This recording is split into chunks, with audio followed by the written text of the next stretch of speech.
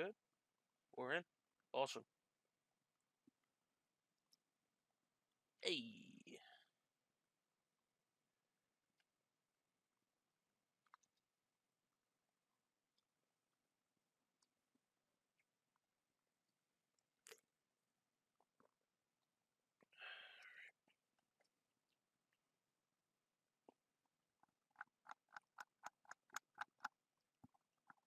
Alright, that's good. That's good. Who we got in the chat? Who we got in the chat? Who's in the chat? Who's in the chat?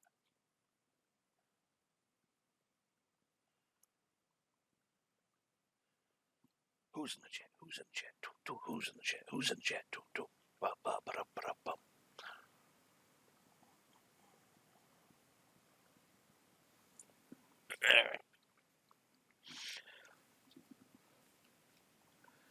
Hey everybody, it's 10 PM, Sunday night, back with more Final Fantasy VII. This time we are definitely going to be finishing Disc 1. Although since we're on the PS4 version, you won't see a prompt to insert Disc 2. But I assure you we're finishing Disc 1. Alright, so let's begin.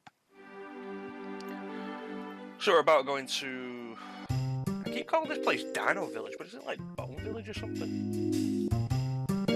Yeah, Bone Village. I keep calling this place Dino Village. Alright, look, I need the key. The Lunar Harp is the key.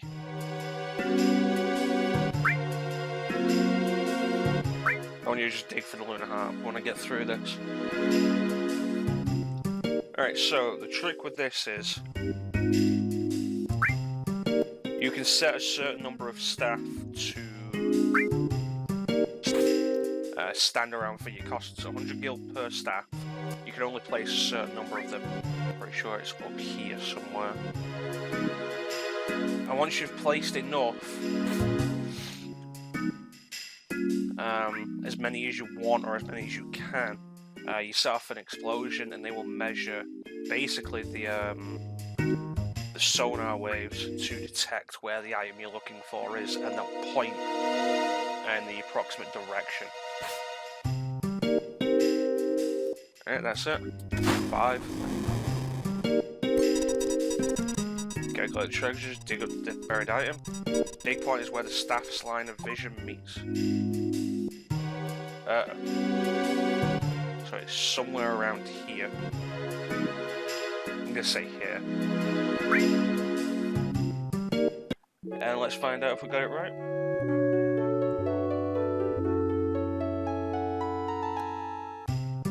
The next morning we got a potion. We didn't get it right, damn it. Alright, let's try this again. Okay, so we know it's up here somewhere. Put one here. Make it go a little faster. Put one here. Put one here. And just in case it's moved, we'll put a couple of here.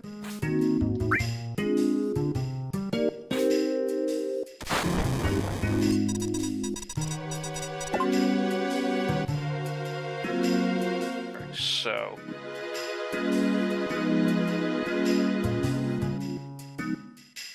I think this is it. This should be it.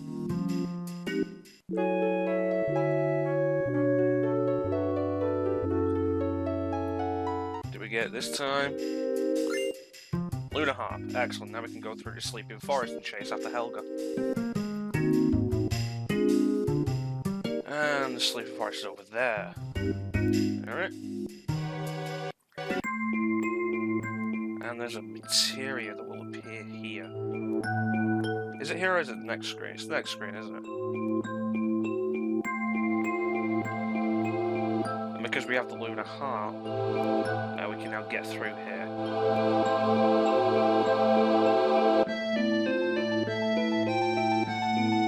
Where's that materia?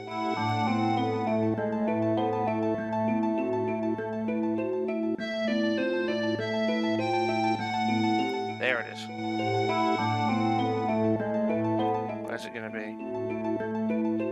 can only appear once and you have to grab it. If you don't grab it, you have to leave the screen. It's been so long since I actually had any trouble with this. Where are you, this area? I want all the summons. But you know what we're going to do while I remember? We're going to set this to recommended.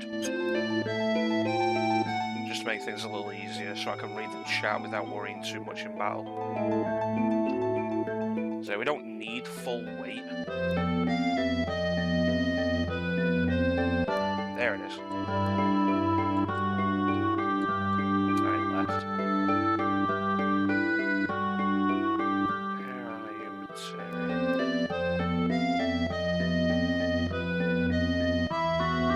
It's the Gajata materia. Sure, I saw it over here a minute ago.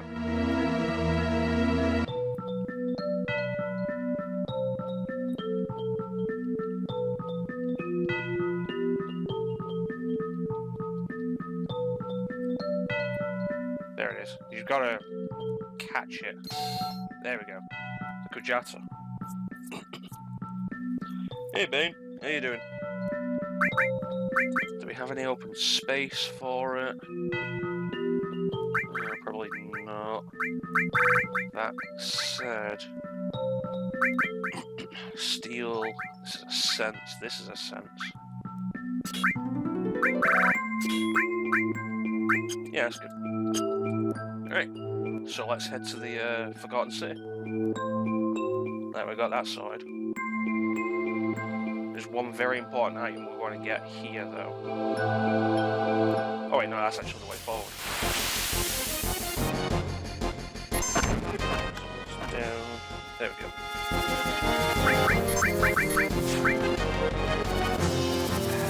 I hate it when they're reflected with darkness.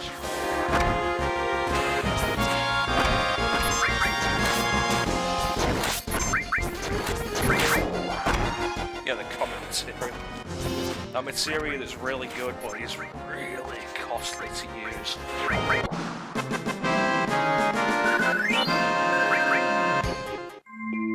Oh, that reminds me, I actually found a way to upload the stream to YouTube with the... Wanted that, definitely. I found a way to upload the stream with the chat display intact. So, should be seeing this on YouTube after we're done with the chat. With the chat visible, which would be really nice. So, people in the YouTube can read what people in the chat have been saying. I just want to equip that water ring before I forget.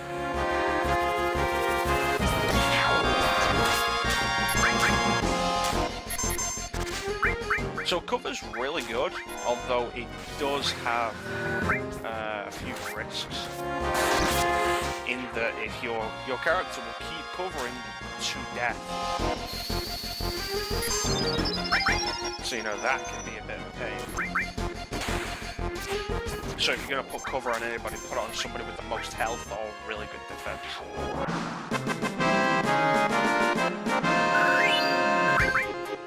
So yeah, let's actually equip that water ring on Frankie. I don't think we need to worry about any status effects here beyond darkness.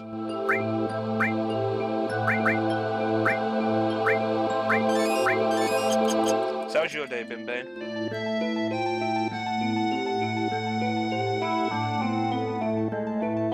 It's real, this, the way the Forgotten City appears here really reminds me of the approach to Esther in Final Fantasy VIII.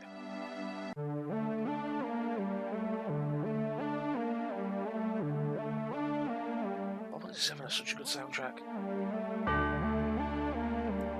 You turn that back up. There we go. Alright, so there's actually nothing we can do here at the minute. We need to find the right house. But there is also some stuff we can grab before we do. You know, man, guard source. You know, man, I had work. Very typical. Where's that guard source? There we go.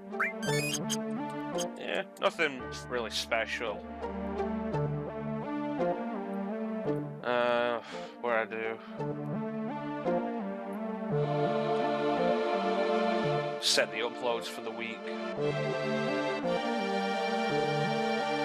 I really need to do more to get ahead of those because I do have like a huge backlog of the uploads.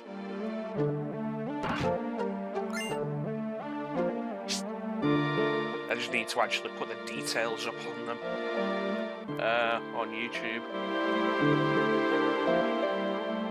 It's weird, the ancients have been dead for centuries, but here's this bed, this set of beds that is just in perfectly fine condition. So yeah, essentially what we need to do though to progress is go to sleep. And thankfully it also does work as a full heal.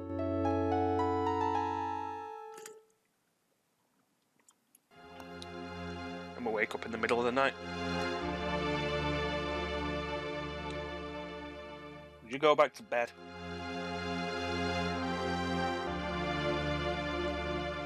She's here.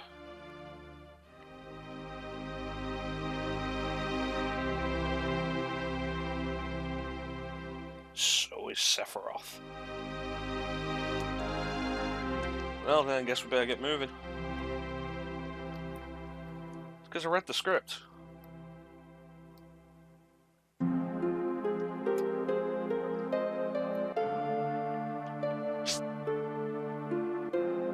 Yeah, no, it's not like I'm lax in recording or anything.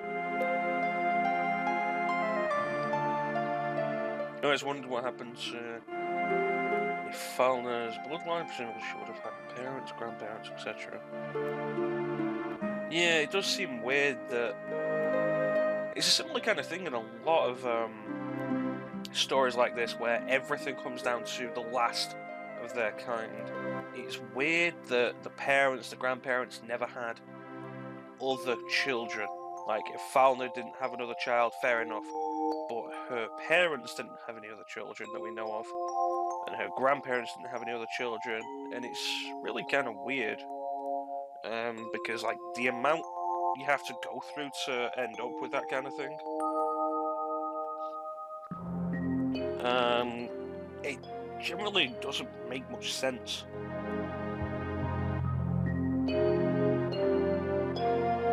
Give me a minute.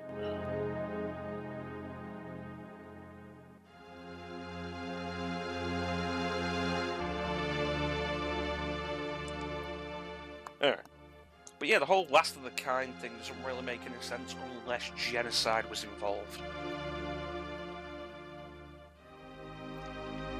Like, to just naturally end up as the last of your kind is weird. There's that comet material you were talking about, which gives us comet, but like I say, in fact, let me switch something out so we can take a look. Don't really need poison. But that'll give us comet. And we take a look at how much that costs. 70 MP.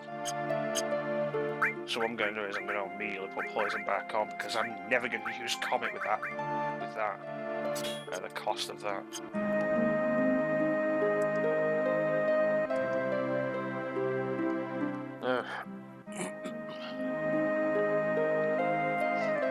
So this is actually the only time you can actually get down these stairs. You can't get down here before this, and once the sequence is over, you can't get back down here. So you can only see this once.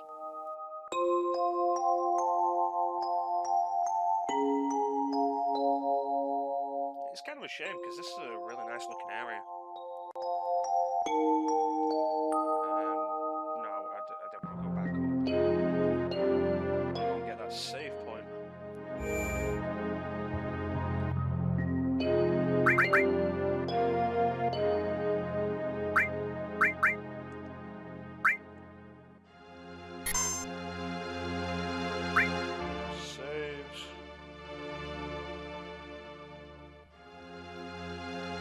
ancients always existed, but more of a minority, dwindled away over time.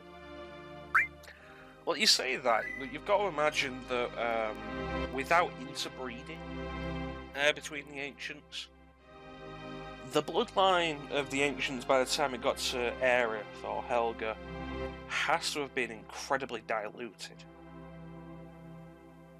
But she still seems to be as capable as any ancient you might expect, unless the old ancients were actually super in touch with the planet and stuff. So it does come across as a little bit. Don't think about it too much.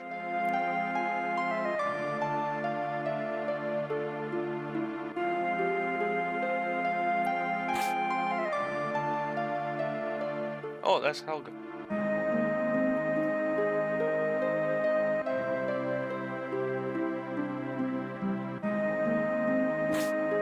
And of course, Frank is going to go and do this on his own. If I manage to get this right. The positioning on some of these to continue can be really awkward.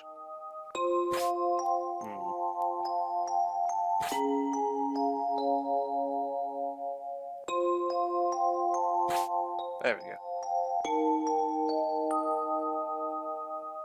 There she is. It's Helga.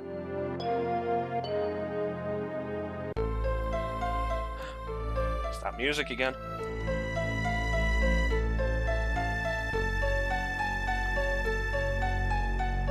I mean, to be fair, everybody knows what's coming up. You can try to play coy here, but everybody knows what's going to happen.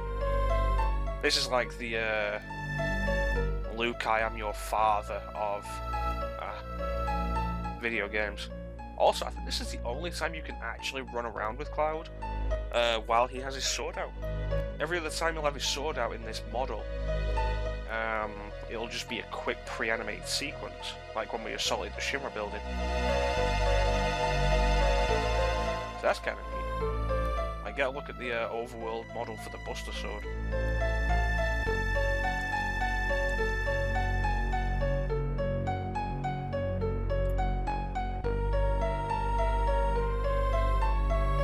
I think it's pretty neat how they actually did model the holes in it as well.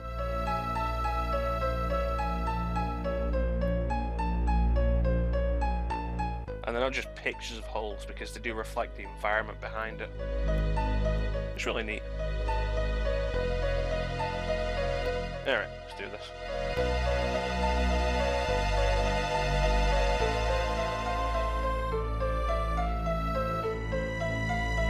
And basically, nothing you do here will change anything. All you can do is keep pressing confirm, and you'll keep lifting your sword. I love bringing Sid along with me for that, because everybody else is like, stop, don't do that, and Sid's just like, hey, dumbass.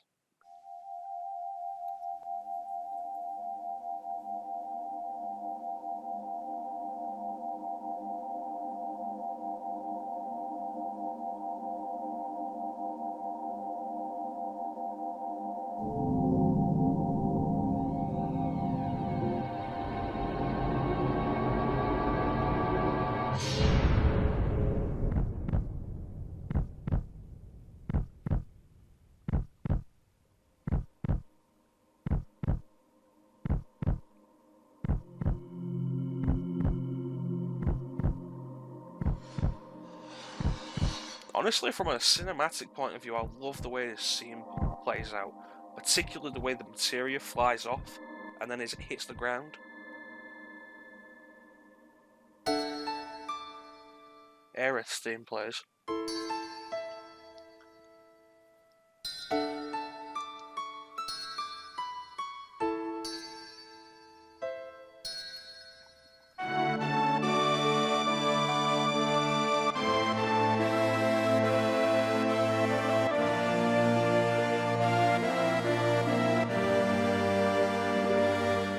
She's dead.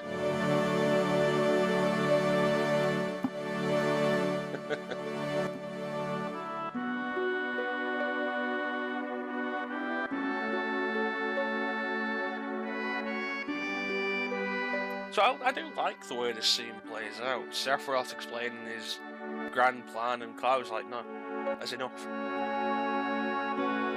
She's dead. I don't want to hear your bullshit right now. She's dead.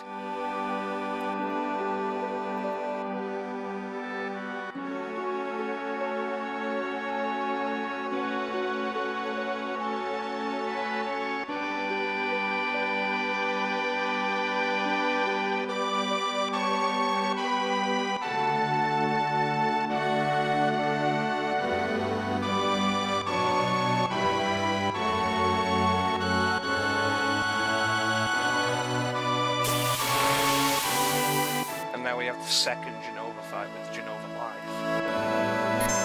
And Aerith's theme continues to play.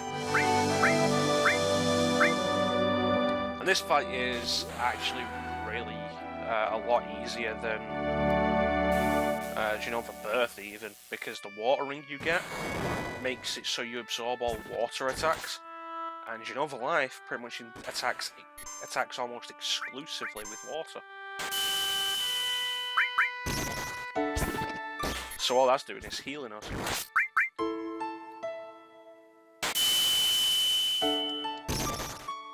No, that's a fair point. Genova does have Aqualung here, which is an enemy skill.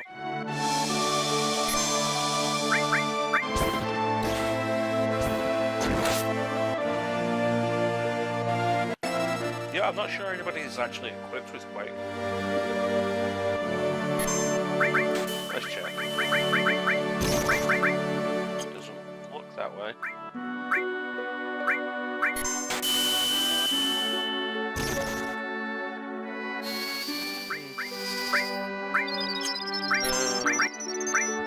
No, maybe, I don't think, do I actually have a material yet? I don't know if I picked any up. Oh, here's Aqualung. And like I say, with the water ring that you can get before this fight, like, that was a very damaging attack that basically insta-killed the rest of my party and healed me. It's like,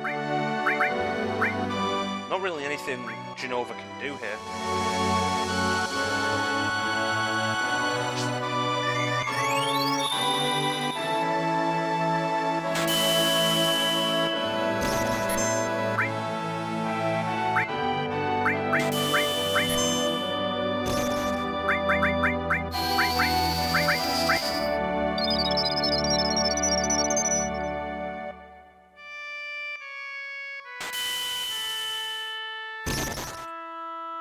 So I do think this whole sequence plays out really well, especially the use of Aerith's theme over this battle, rather than the standard Genova theme.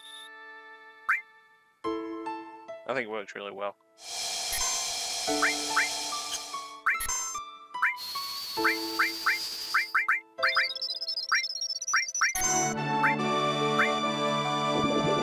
Oh, no, they're going down again. Aqualung is actually an enemy skill.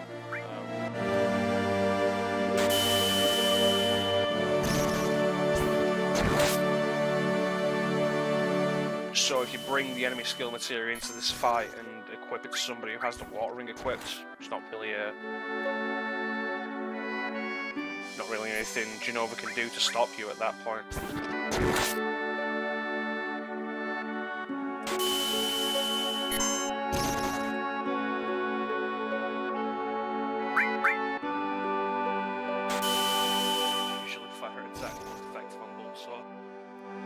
Maybe it's maybe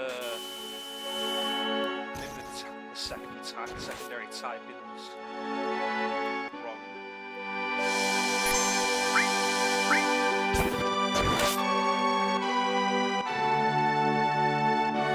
Genova can't do anything else, it's used it all up.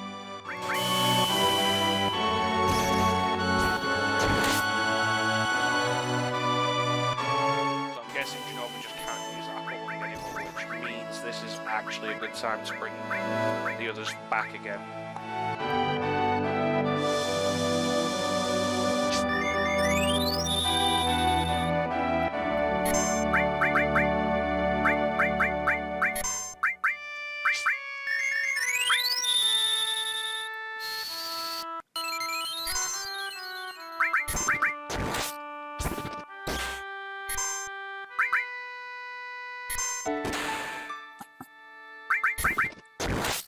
So in the end, this is a simple, quiet battle.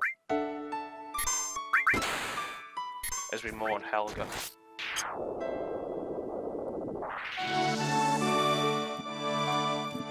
But you are right, mate. The scene after this does appear on the back of the box.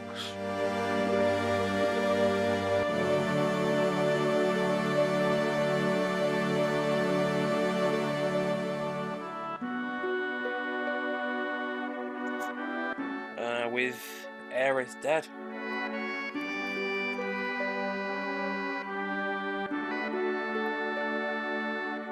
You could argue that you can't really tell that she's dead, but you know.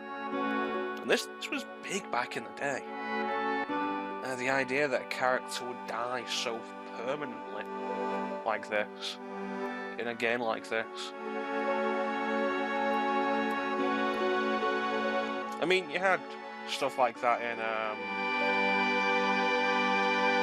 I think the best example is Final Fantasy IV, where Teller dies casting Meteor at Golbez. But you know, way more people played this.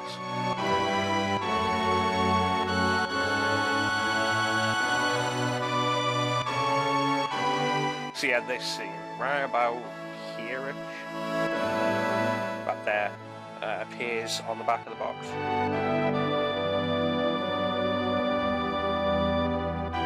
Well, yeah, but we didn't get Final Fantasy V in the West, and less people played Final Fantasy IV. Final Fantasy VII was huge. You have to remember that.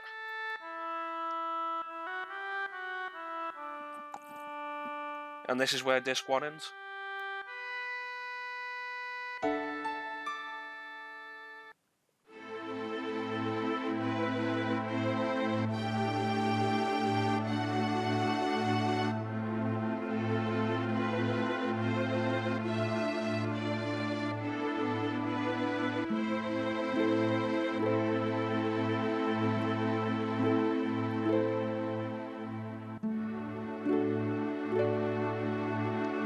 Yeah, but like I say, the difference between 4, 5 and 6, or hell, if you talk about those, you could even say Minwu in 2. The biggest difference is way more people played this at the time, and probably even still, there's probably more people who played this than 4, 5, or 6, especially definitely 1, 2, or 3.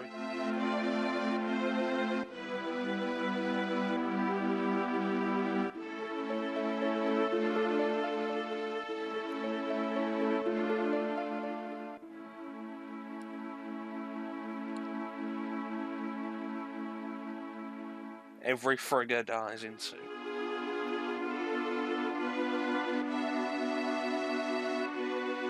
Come with me to save me from doing something terrible.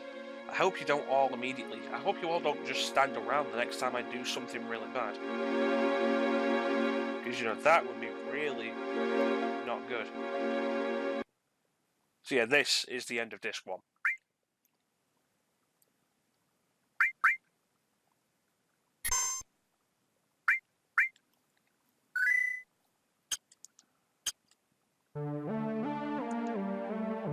Right, so Sephiroth said he was heading north over the snowy fields.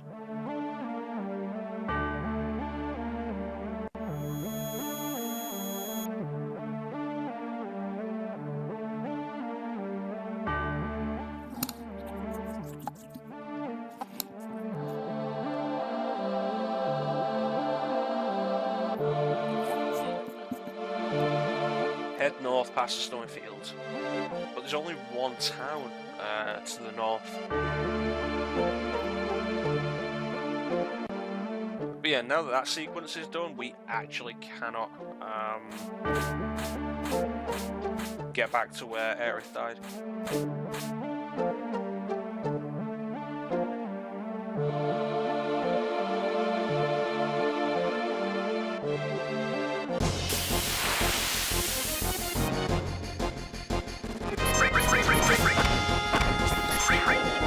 And now that we're done with Genova Life, actually, we can just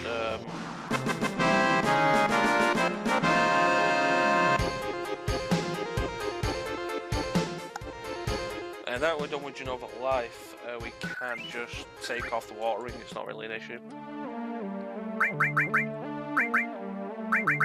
And replace it with the ribbon again. Even Sid dies in 2. But you know what the whole thing is though, like in Final Fantasy 2 they hadn't actually figured out that Sid was going to be a recurring thing. Final Fantasy 2 was the first time Sid appeared. I mean, you know, we give 2 a lot of crap. Kind of rightfully, honestly, it's not a particularly good game. But it did start a bunch of Final Fantasy trends. Chocobos, Sid, hey Stasa.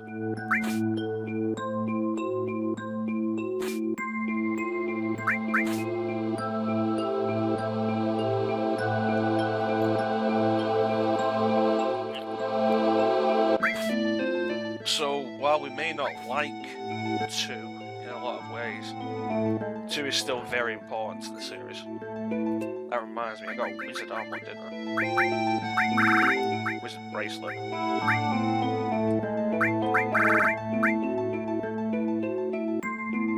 That's a massive drop in physical defense.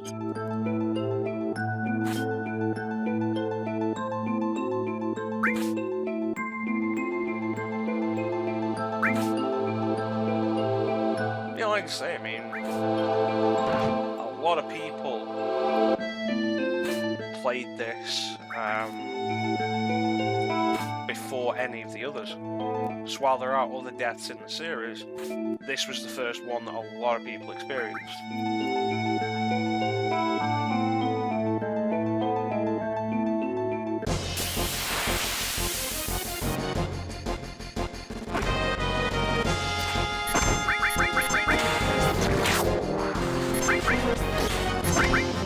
Good thing I have those ribbons.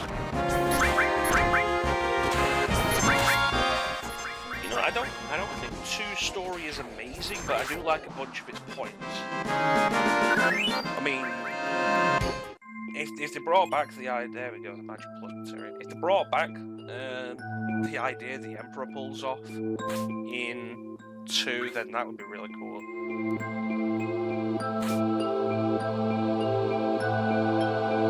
Right, let's get out of here. Power source.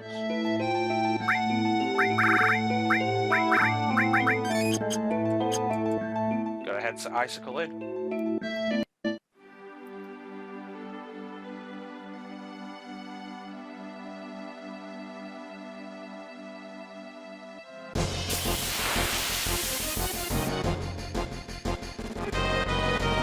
Oh no. Well, oh no, it's a bad snatch. Fair enough. Then I'm nearly for you.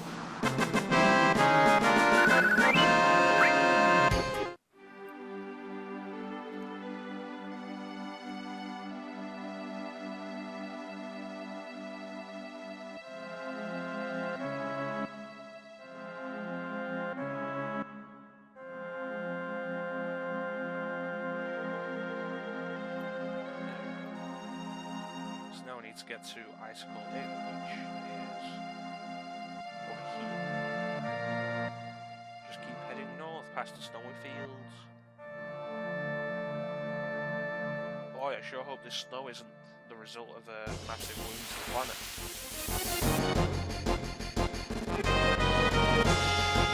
Jackanapes.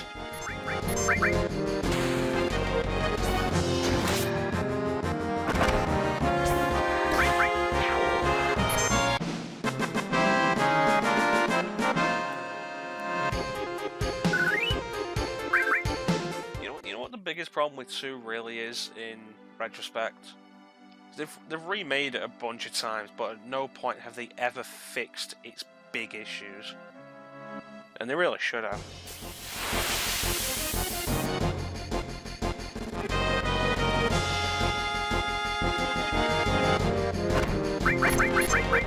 Alright people, try not to die when we're outside Ice Clear, I don't want to heal any of you.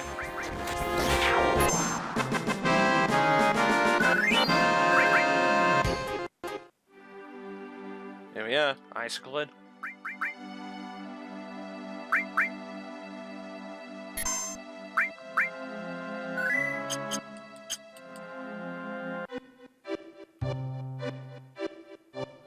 Let's head into this house.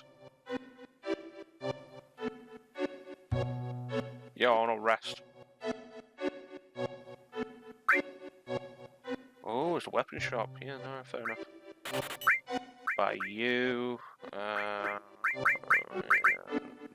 No. Yes.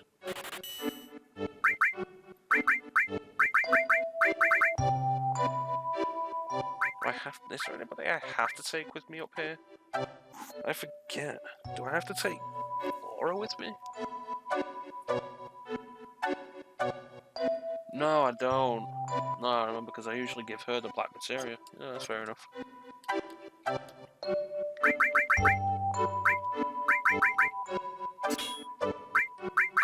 Organics.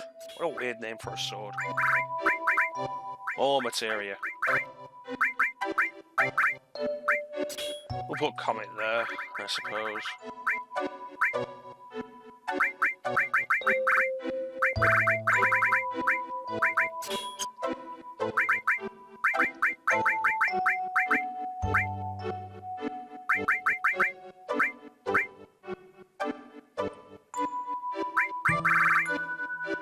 Well, if that's just better in every way and drains lightning.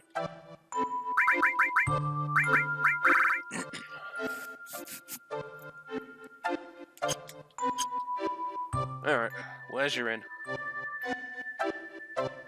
I'll make sure I stay at the inn before I forget. This one?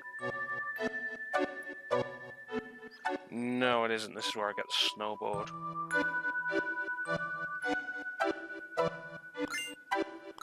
Don't mind me, I'm stealing your stuff. Is this where I got the snowboard? Oh, this is where I got the map. Thank you.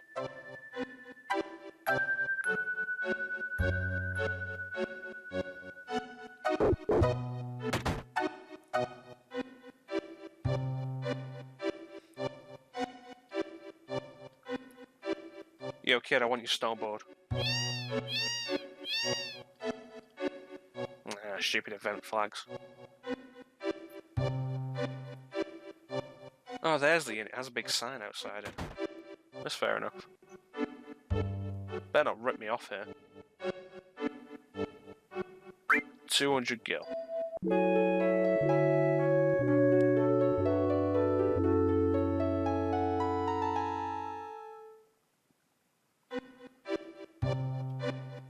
Alright, well, let's go and head up the mountain after we visit that one other house, actually.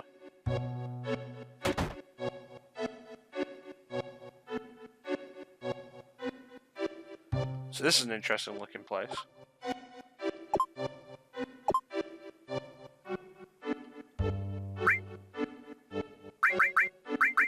The original Crisis.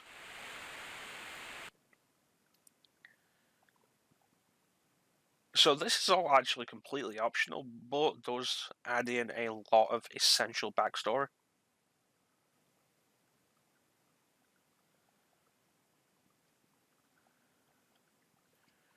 And it really is kind of a shame that Aerith dies just before we get here. Because this is actually her mother, Ifalna, and Professor Gast.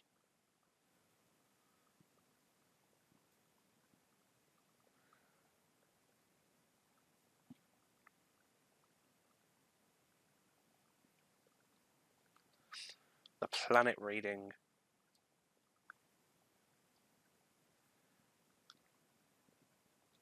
Oh, those hair physics.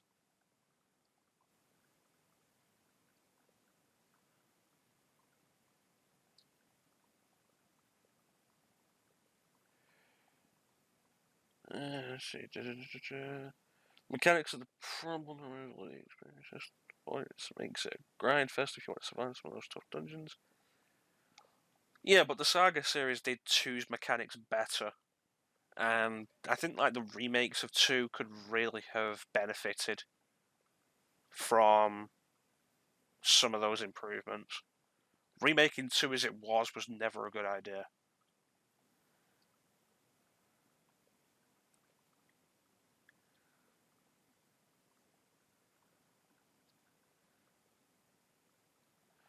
The crisis from the sky.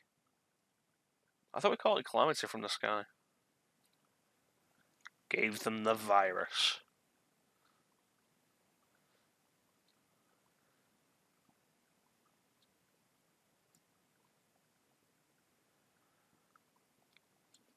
And so that's a good indication of what happened to the ancients.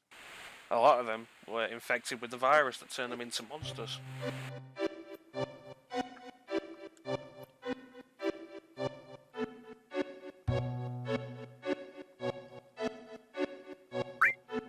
What else do we got? Weapon.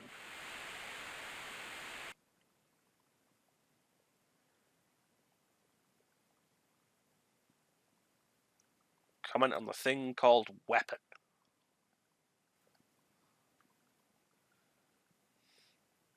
Genova. The crisis from the sky. You know, it's kind of interesting that beyond coming from the sky, we know nothing about Genova. And, like, Genova's not the main villain of the piece anyway, it's Sephiroth. And while Genova's around, Sephiroth is the one controlling it at this point.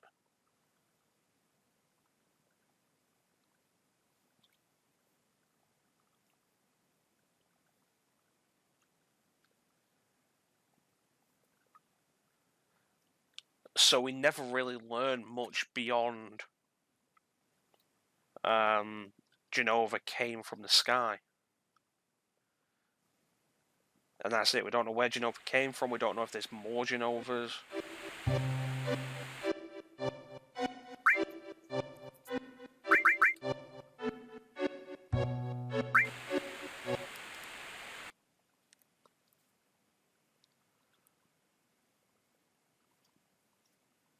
And so at this point it becomes pretty clear that Professor Gast and Ifalna got closer and they've had a baby girl.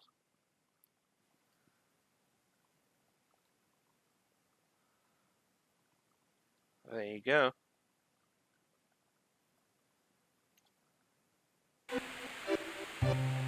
And so this was Aerith's home. Helga's home.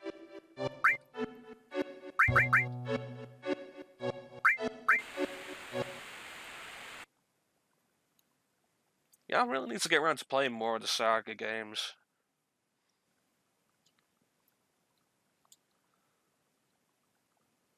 It's an interesting divergence between the Final Fantasy spin-offs, because you had Final Fantasy Adventure and you had Final Fantasy Legend, both on the original Game Boy. One became the March series, one became the Saga series.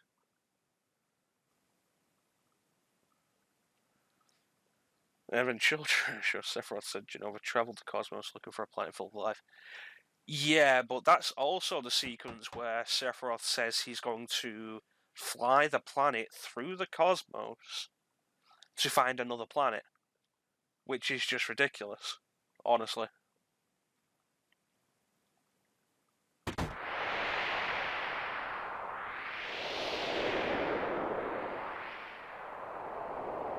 And this is the point where the Shinra found Ifalna and Hojo.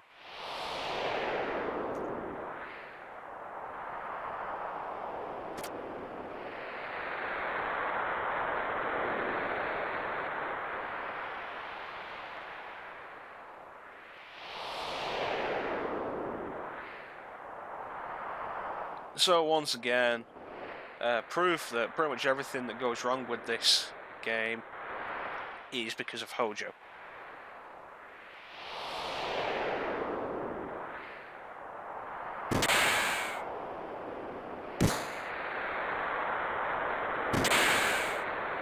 You know, I wonder if it's something they might expand on in the remake, where Genova came from. And that's the last of it. Hojo had Professor Gast killed, and Ifalna and Helga were taken to Shinra. Presumably they were there for quite some time, actually, because the flashback Elmira has with it found that dying and her adopting Helga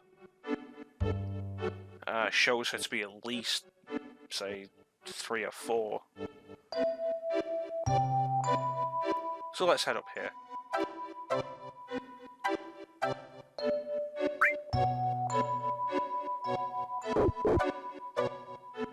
Who is it? There's only one person with that kind of hair. It's the Turks.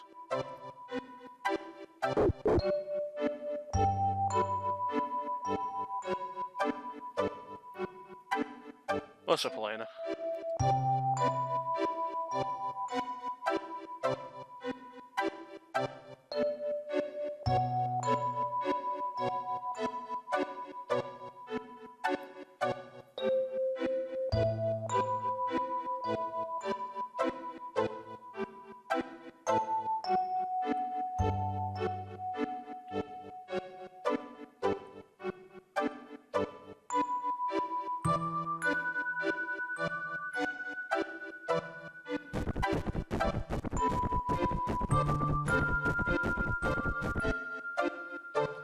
Well, I guess the Turks are blasting off again.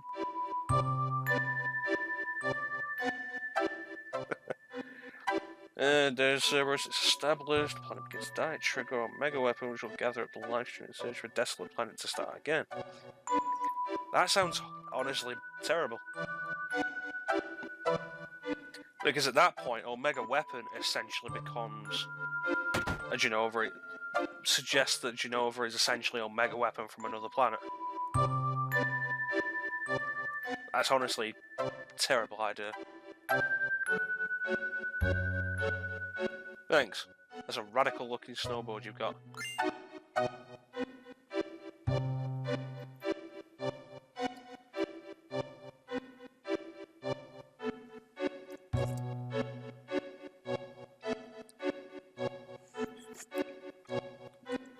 Anyway, so one thing I can say for certain is that there is no way we're gonna finish Gaia's Cliff today. Because it just takes ages. But it starts with this really sweet sequence. My god, Cloud, what happened to your face?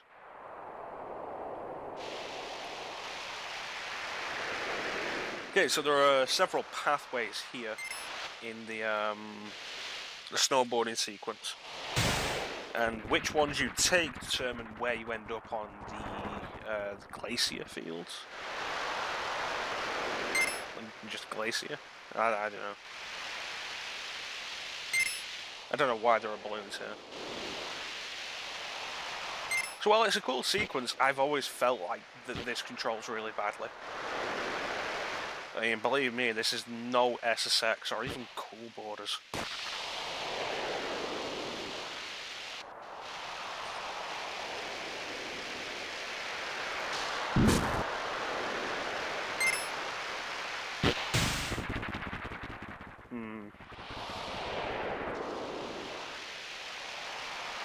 Come on. Come on, turn. Like, the turning is so stiff.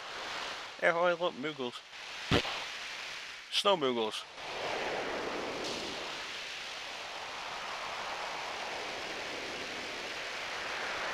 Alright, so since I'm going to be after the Alexander materia,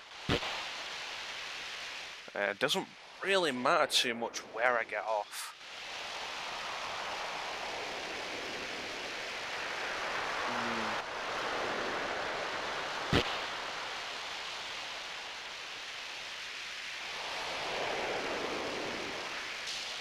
Like, seriously, the turning here.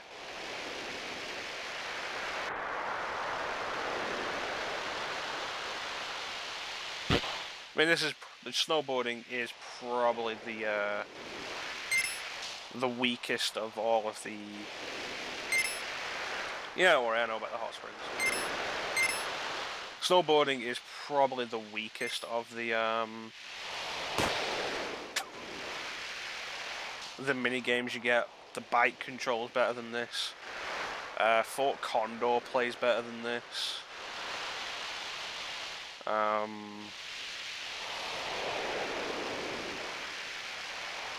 The submarine game plays better than this.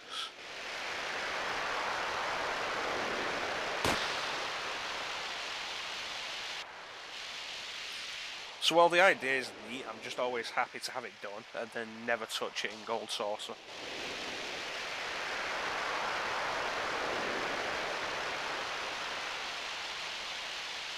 And also the fact that the camera goes lower down.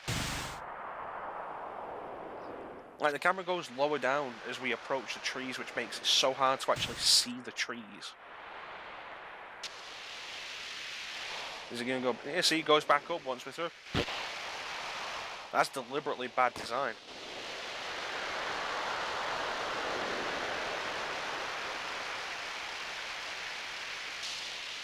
Alright, we're almost done here.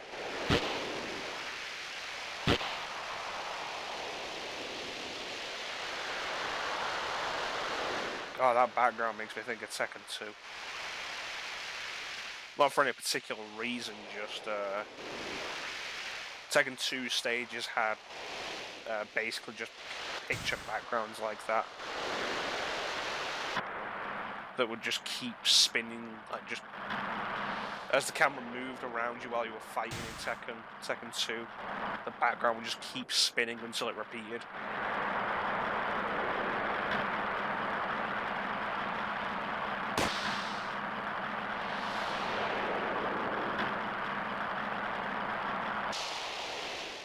This way. I honestly do not memorize which one of these turns leads where.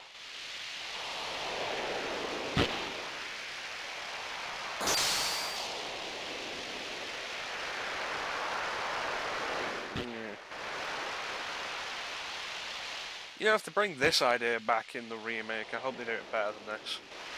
That said, based on how the driving controlled in Final Fantasy 15, I don't have much hope. Alright, so we're at a tree.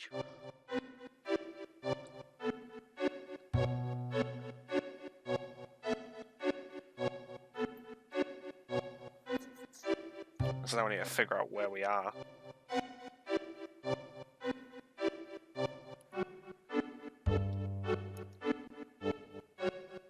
Okay, so say we're there.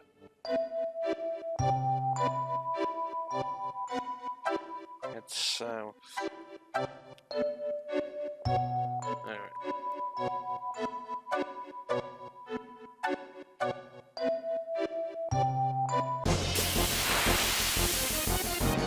So we do actually have a limited time before we will just collapse.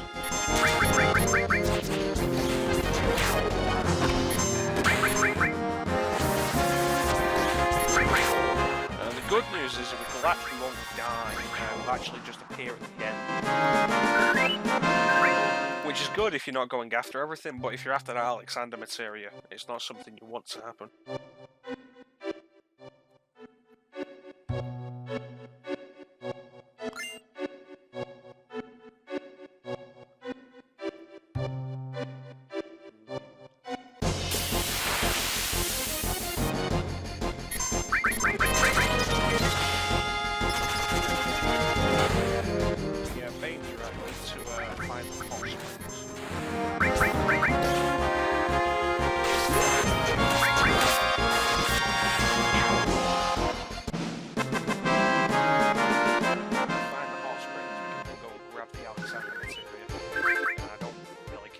Else here. Where the hell's the exit?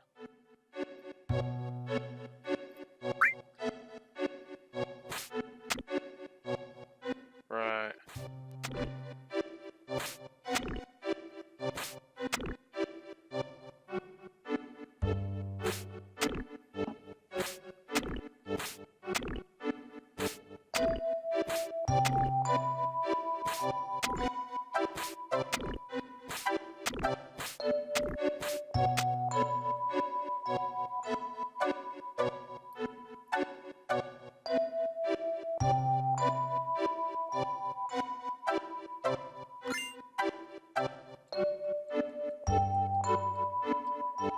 He did water Starcer. See, what is this safety bit? I don't remember what that is. Ah, that's not bad actually. So I think I'll give it to Bulbasaur.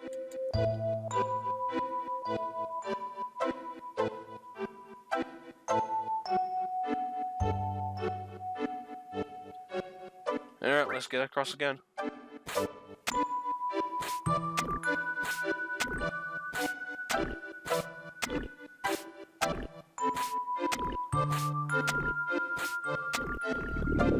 Uh-oh.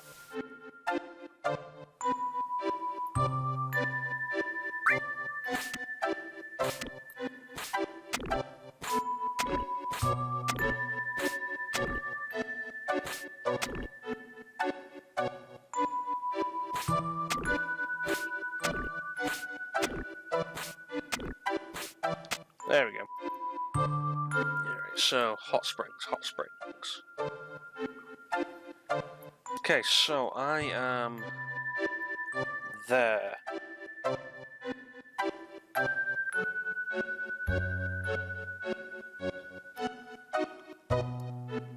don't remember where the hot springs are. I'm sure they're somewhere on the left. So let's head left.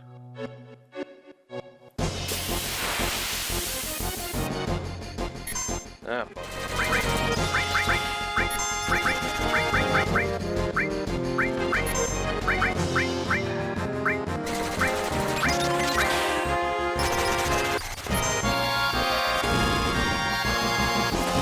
you know, Fire 2 seems less effective than I would have hoped.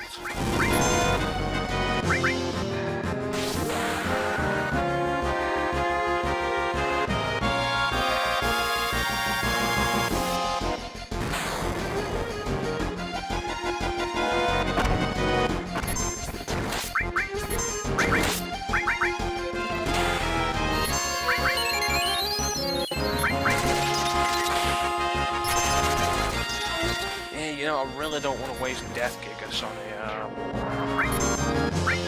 a fight like this.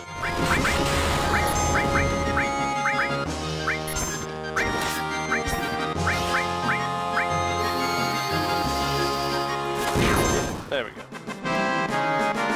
In all playthroughs this game, can't say I've ever used Alexander beyond the initial summon. Well, there's never really a need for Holy in this game, is there? As Alexander is Holy type summon, but the game doesn't actually have any use for the Holy element.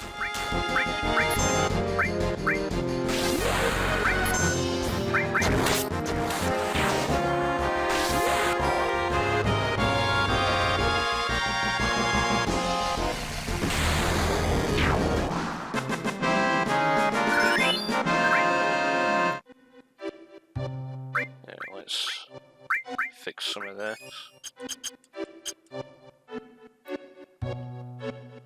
I hope I'm going the right way.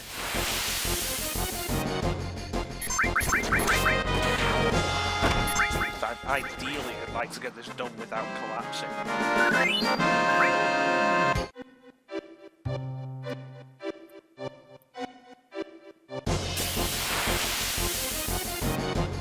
Aside from the actually unique areas, I'm pretty sure most of this area is just like 3 rooms repeated.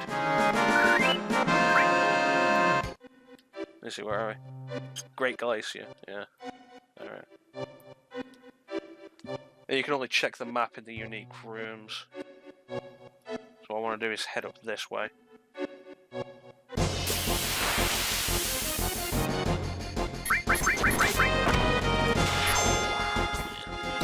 Have you seen Alexander in 14?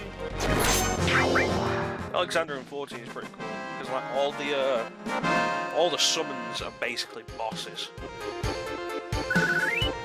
So they're called primals.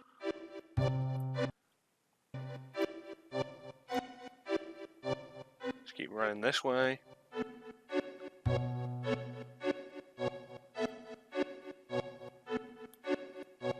Is it around here?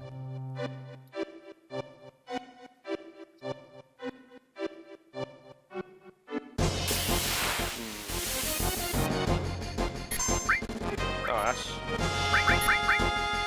that's a rare encounter.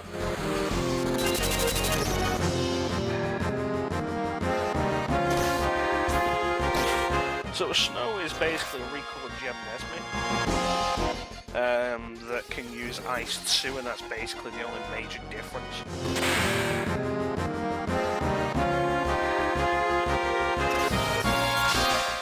I forget if she's also weak to poison, but might as well find out.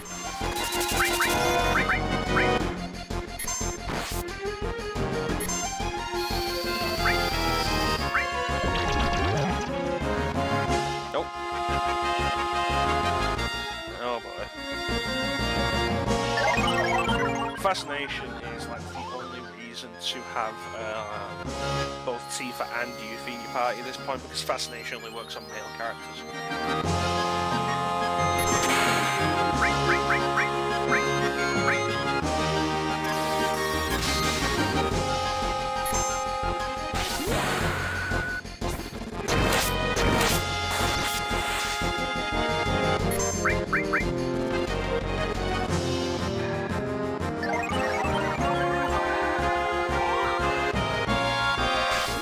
Had a ribbon on it. So I didn't have 2 ribbons.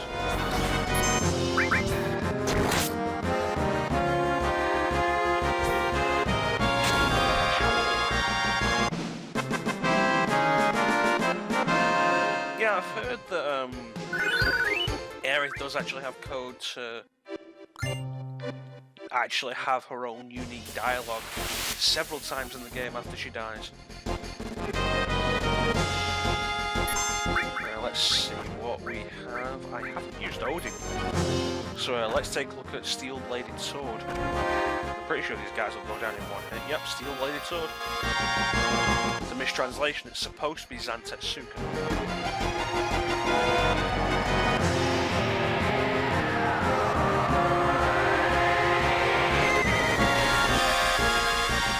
Odin in this game has 2 attacks. He'll use Steel-Bladed Sword or Gunge Lance. If he uses Steel-Bladed Sword, he's going to kill every enemy in a single hit unless he misses. If he uses Gunge Lance, he is going to just do damage. And Steel-Bladed Sword is a literal translation of Zantetsuka, which is Odin's signature attack. While Gunge Lance is a mistranslation of Gungnir.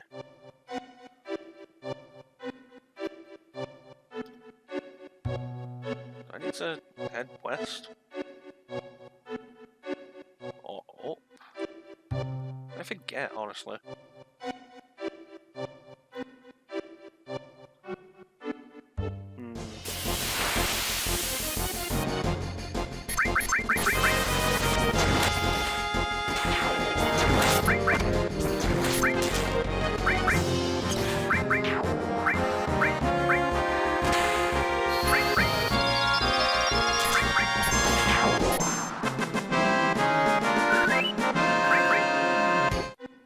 Going.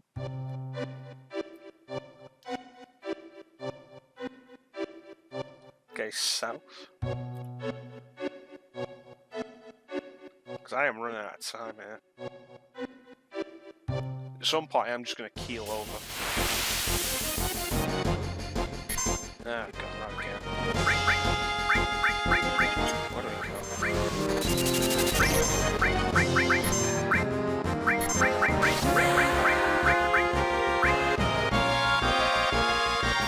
That'll probably be a bad idea, actually.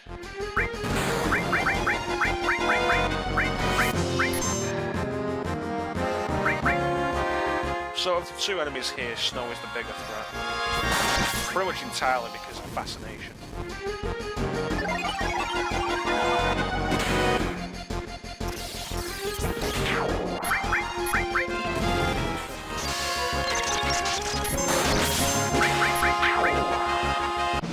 Hey, as your favourite version of Odin. It is pretty cool, although I'm not overly fond of the lack of control you have over him. I can understand why you skip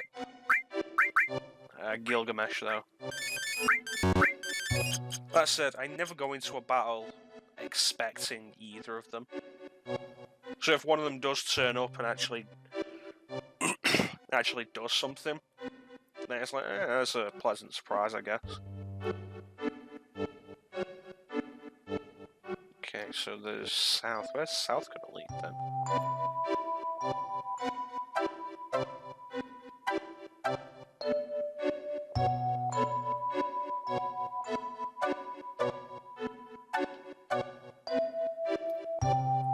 Just lead to the same screen. Oh, no, there I go, I'm down.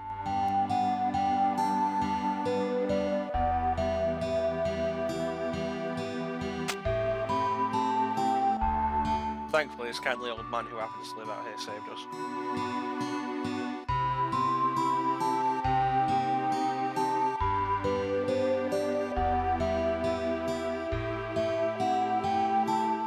Years. Oh, see you. That's my health. Oh, okay, I have to listen to you. Yeah, I've heard about them.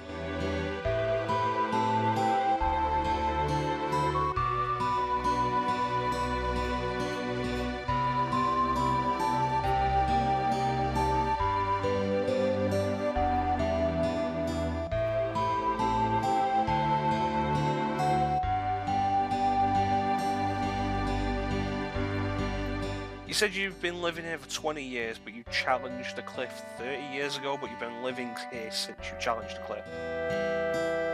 Your story is full of holes off.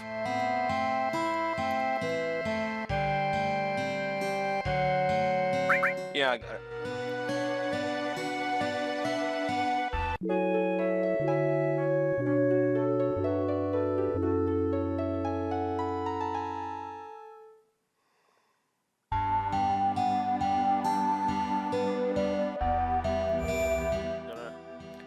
Save the game and head back out.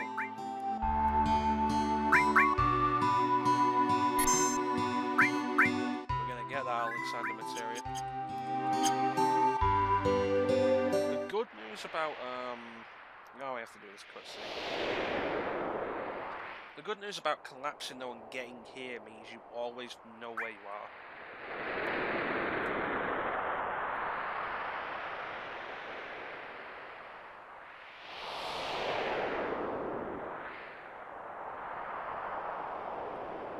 So Barrett's being, or Roy, rather. Oh, see you, suckers. Oh, I forgot about this.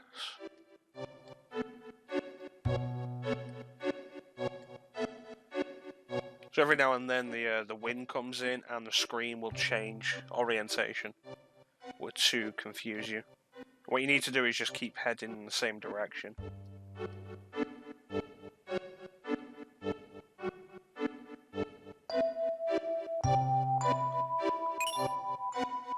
Another all material, which is never a bad thing. Even if I'm going to use it.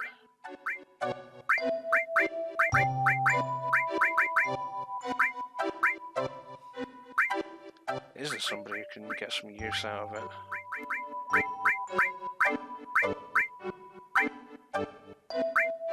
Oh, what? Yeah, actually.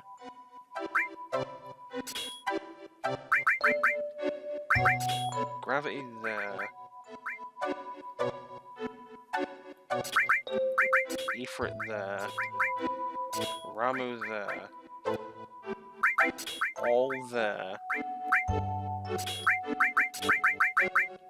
Fire there. Which will work while we're up here, actually. Alright. Uh-oh, ice golem. Take him down, boys.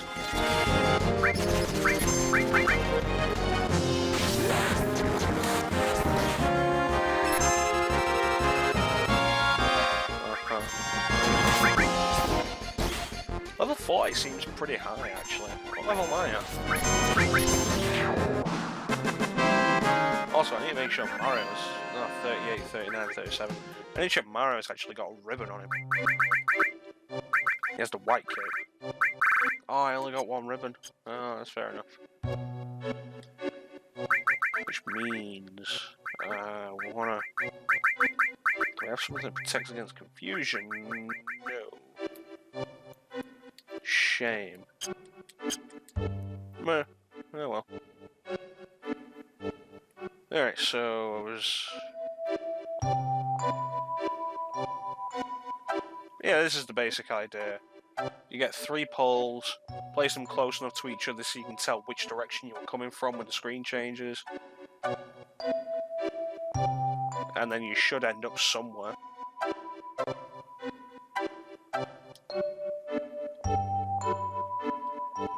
Here's the hot springs. I have no idea where I am.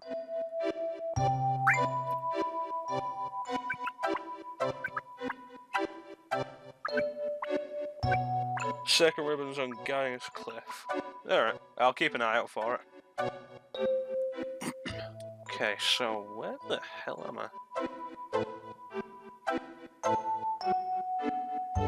Pretty sure I want to head south.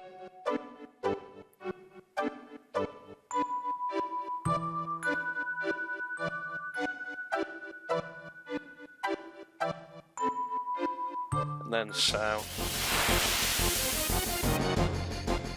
If I take a look at the map actually from here.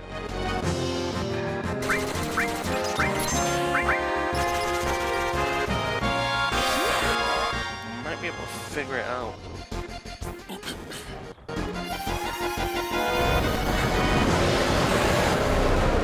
Yeah, I'm kind of torn between which Ifrit's my favourite design.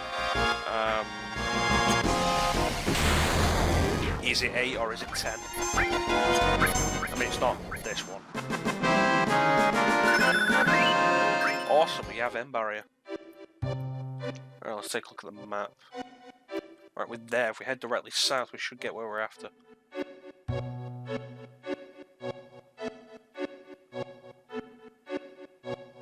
Fast forward, you are my friend. Kill them all. But actually,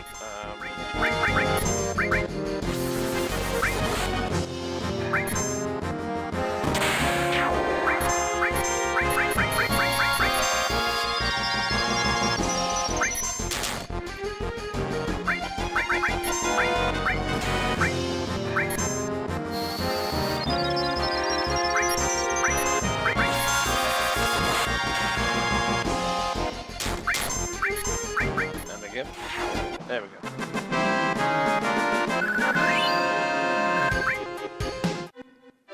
Keep heading south. Keep heading south. Here we are. This hidden cave. Is it this hidden? No, it's not this hidden cave. Where the hell am I going? Where the hell am I? I don't even know anymore.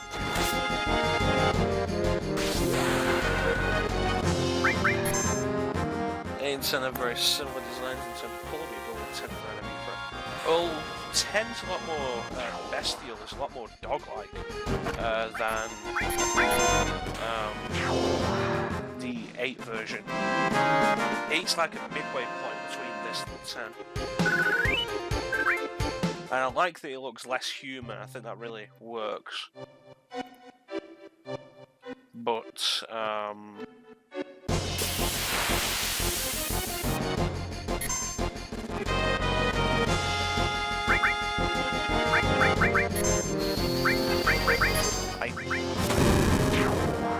not sure which one I prefer.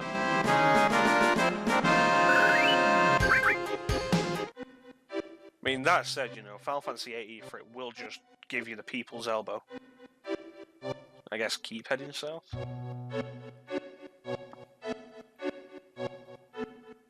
I'm back at the beginning.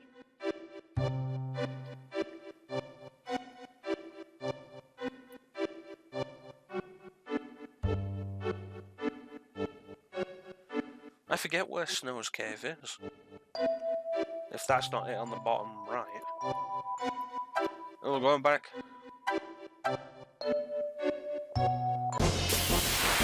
I need to replay it.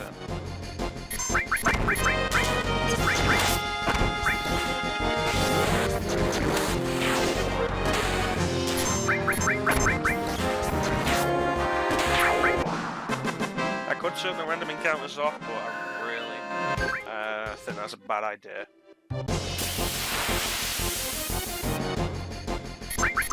Yeah, speed things up, but sooner or later you have cure 3. That's not right. It would speed things up, but sooner or later I'd end up having to use the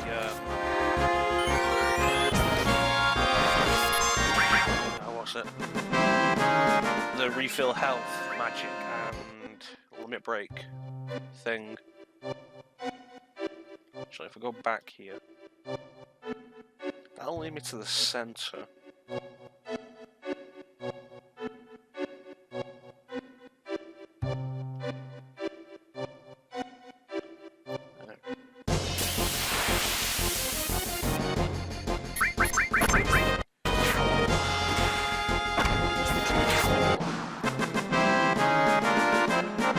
I mean, I get wanting to attract more people with this. Wanting to attract more people to play 7. With the option of no random battles and the limit break health magic refill, so you don't get stuck from avoiding all your random battles. But I feel like it's like the wrong attitude, really, because if you're not into random battles, you're not really going to enjoy the game to begin with.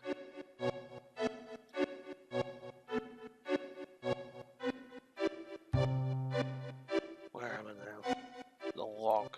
Alright.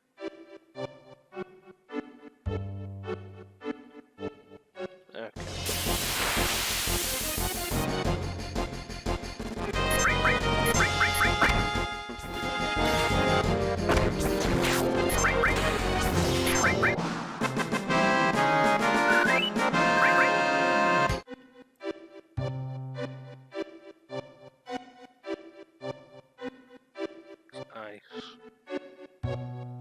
Let's try and do this before I collapse again.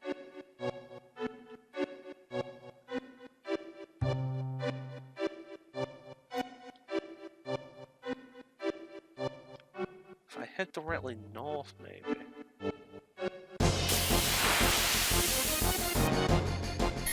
Nine's game I've been meaning to go through again. A bunch, actually.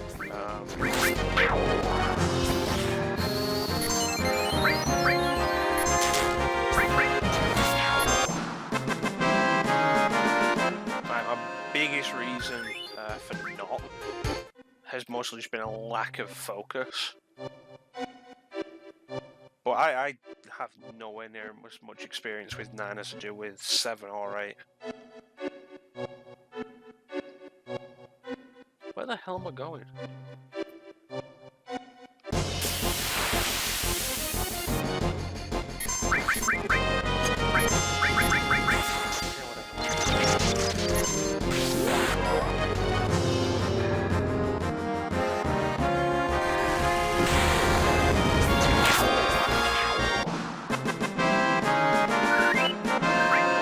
Also, shouldn't I have like blade beam or something by now?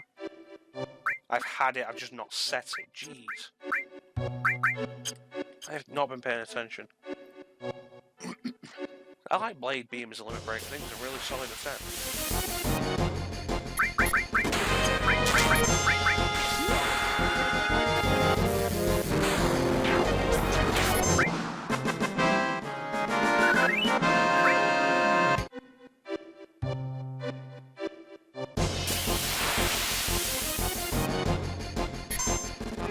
Not the snow I'm looking for.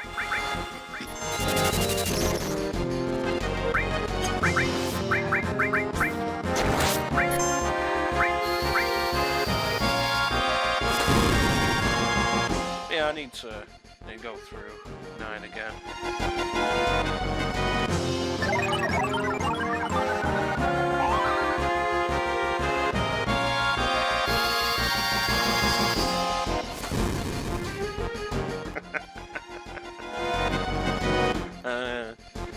That's a well-placed Star Wars reference there, mate. I like it, I approve.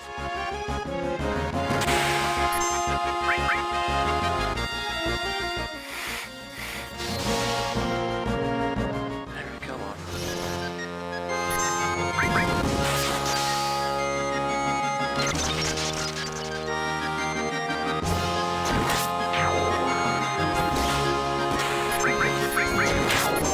See, this is the problem when you give me a fast forward button. I'm going to be pressing it way too much. I mean, at this point, when we get to Final Fantasy VIII, probably going to be the remaster, which I'm hyped for. Because, dear God, Final Fantasy VIII remastered. But, I've been everywhere. I've not found this cave.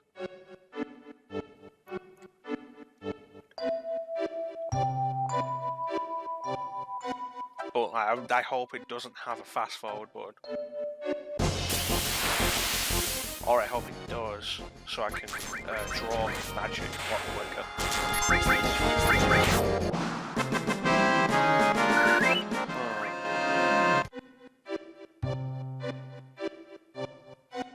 Okay, so here's the tree. Where the hell is it?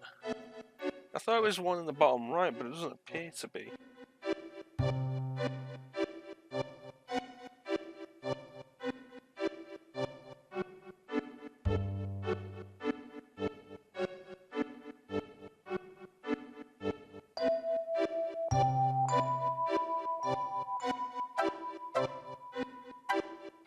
There isn't a time limit on the hot springs, is there?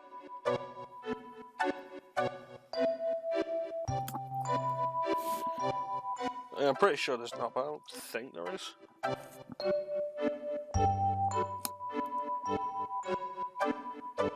No, I don't think there is.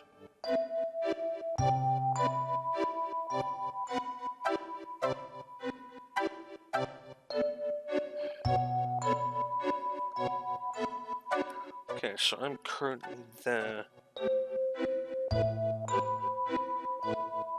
Where do I want to go?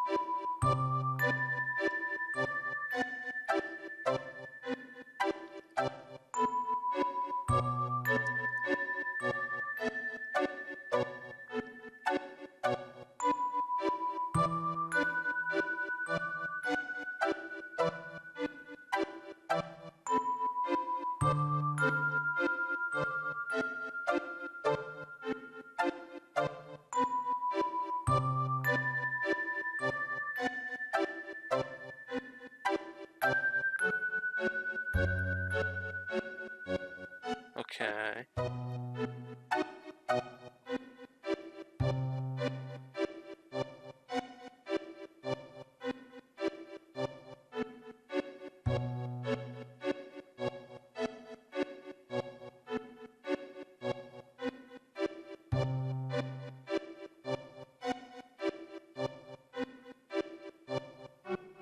That's there.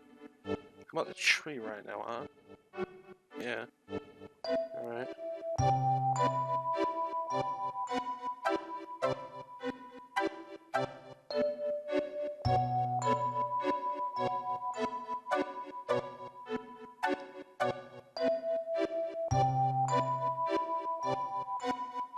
Alright.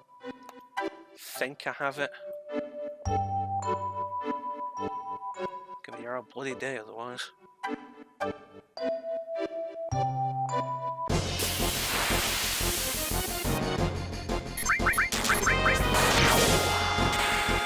Well, go on, I'm gonna use Alexander like once to show it off and that'll be it.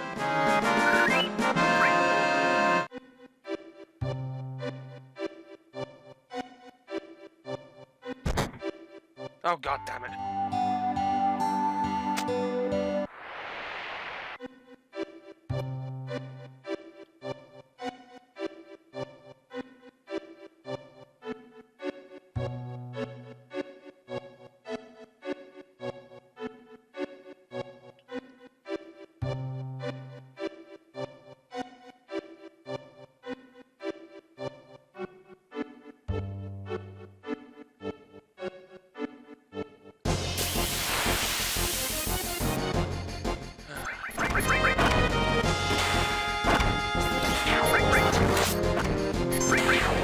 what have you been playing lately? Lately, babe?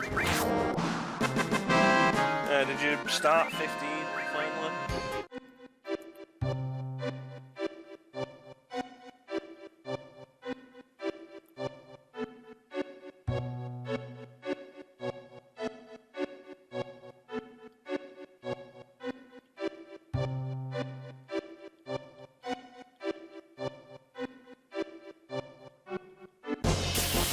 Part of the issue here is when the screen turns, it's not going to put you in a... It's not going to change to be in a direction where you can continue where you were going because the game only supports a directional movement.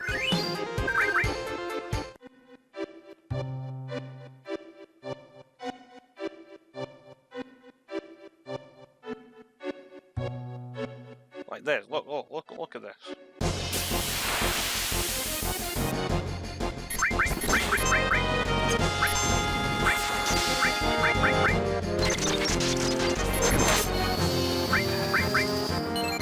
Quick, jump, take down the dragon. Nice. Well, it wasn't a dragon, it was a flying enemy though. Oh, god damn it.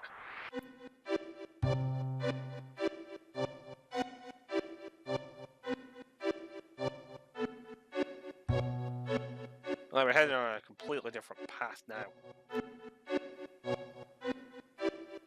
Because of the way it shifted. I see you've posted a response, Bane. You'll have to give me a minute while I do this, before I check it. Are you even going the right way?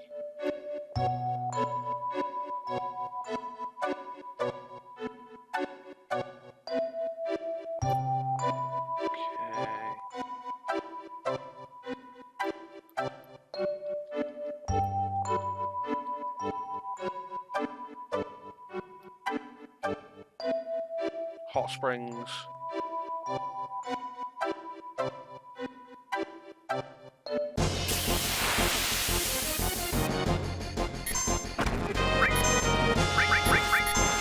Yeah, you know what, just do death kickers.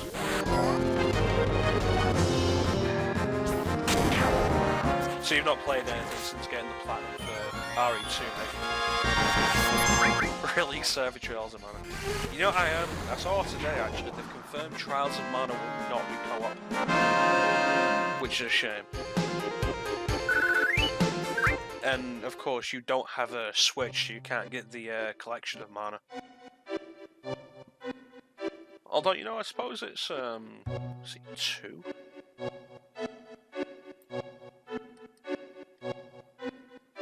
I suppose it's pretty nice to have an actual name for Seiken Densetsu 3 that isn't Seiken Densetsu 3 or Secret of Mana 2. Secret of Mana 2 never felt right.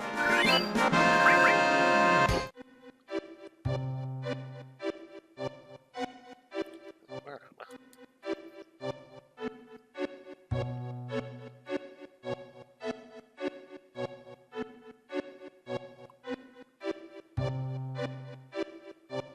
Not that one.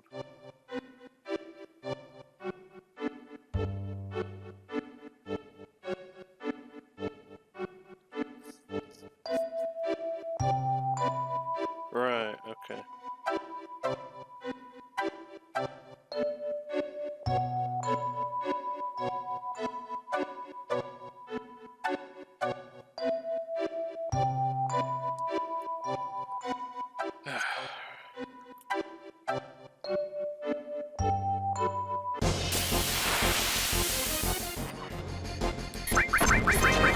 But yeah, no, I'll pick up a collection of mana at some point.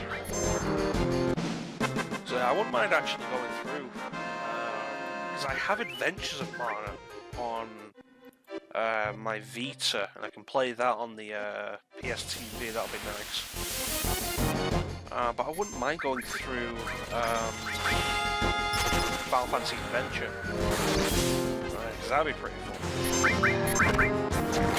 Adventure's a solid game.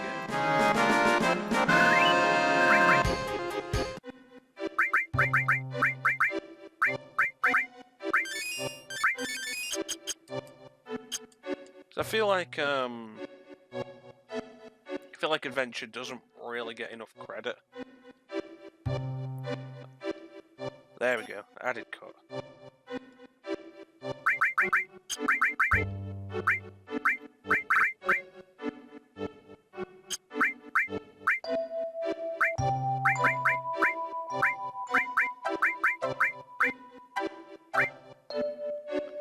That's good for this area, although that's better. I haven't got Hades yet. So the question becomes, do I want added cut on here?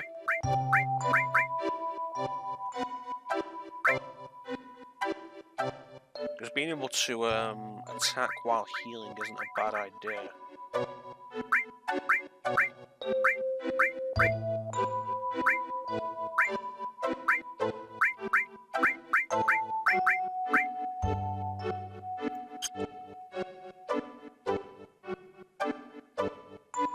We'll keep it for now.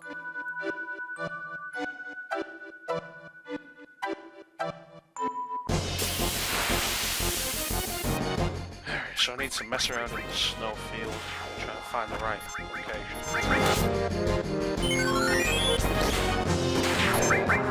Yeah, I feel like Final Fantasy Adventure doesn't really get enough attention. Because everybody's always like, oh, Secret of Mana. And sometimes Seiken Densetsu 3, and then that's kind of it. Nobody really pays attention to the rest of the series. Which is kind of a shame, because Legend of Mana seems kind of decent. Children of Mana was really bland. So I played Children of Mana on the DS, and it was pretty bland.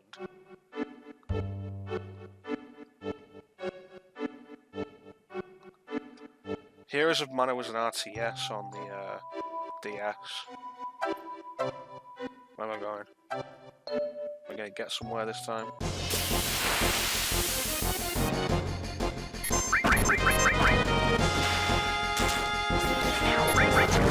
What are the Mana games I've played? There's not really been many, has there? I don't think I'm missing any Mana games on the PS2. Sword of Mana, which I didn't like, and then I found out I was perfectly justified in not liking because nobody likes it. Here we go, finally. Jeez. It's been 45 years.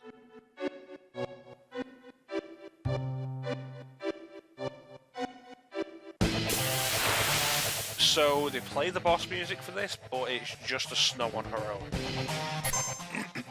And no different from any of the Snows we've fought so far. And also with fire equipped with elemental on our weapon, Frankie should be doing some decent damage with the standard attack.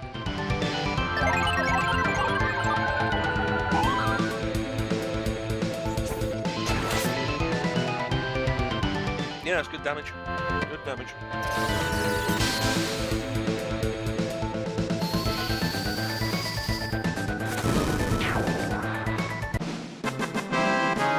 That's it.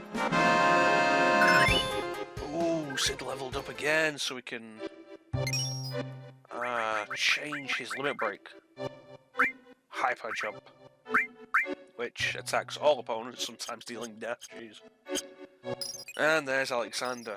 God, I'm never gonna bloody use that now. Alright, let's get back to the Wait, no, let's show off Kujata. Let's get back to the cabin now.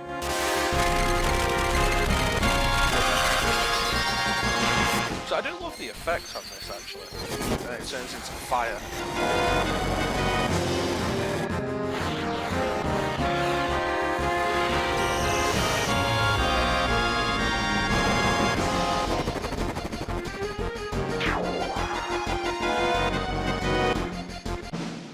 The risk you run with Kujata is it hits 3 elements at once.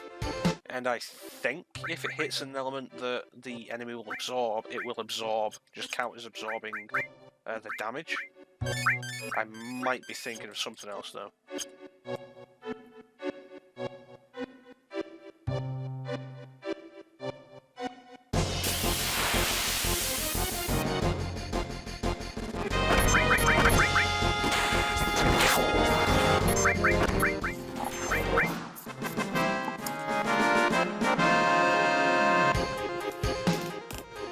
various ports and remakes known as Seiken Densetsu 1, Final Fantasy Adventure, Mystic Quest Sword of Mana, and Adventures of Mana.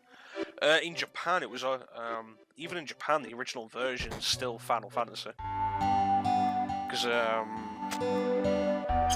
you know, I want to rest. Let me rest here, old man.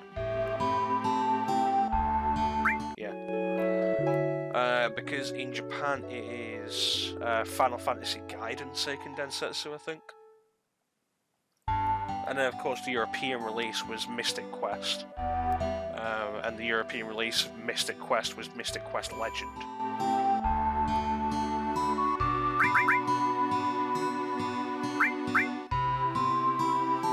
I don't know, I played Sword of Mana for a few hours and I just did not like it. Which is kind of a shame, because, you know, I never really had a problem with Secret of Mana. But then it turns out, like, generally not many people do like Sword of Mana. So, you know. But like the Saga series, like the Saga series, Mana's just a series that Square's kind of just let die. It's only recently Saga started to make a comeback with some of the remakes and stuff. And I suppose the same is true with the Mana series. It's only recently with the remakes, Adventures of Mana, and then the Secret of Mana remake, which a lot of people didn't like. Now Trials of Mana. That series has been returning. That said, though, I am really glad that we finally got the collection of Mana. I'm gonna pick that up at some point.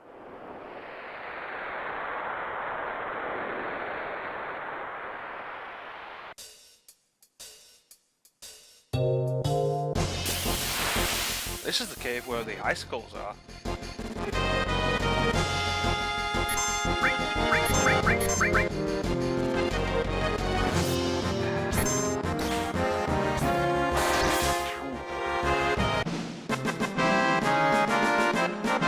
Sword of Mana looks good, but the AI is poor. They also changed aspects of the story. The best versions of the GB original.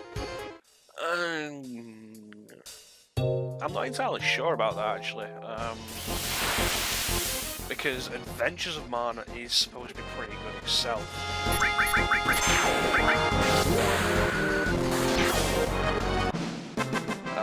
But, you know, that's part of the reason why I do want to go through the original. To compare it with Adventures and see what I think of it. The Javelin. Is the Javelin going to compare to the Dragoon Lance? No. But it does have that double. Well, yeah, in your opinion, but you've not played the Adventures of Mana remake. Because it's only available on mobile and Vita, so I'm sorry, what?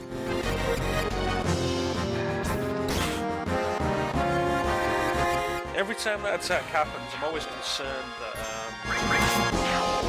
it's going to confuse my characters, and I'm pretty sure that's just because of Pokemon.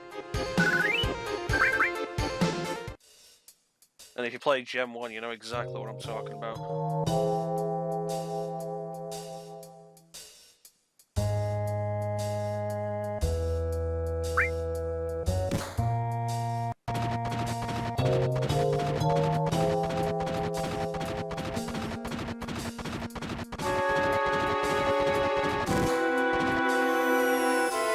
Awesome.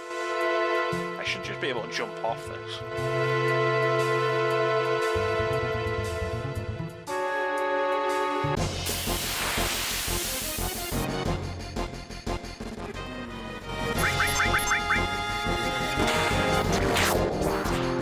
Oh, but also I got silenced.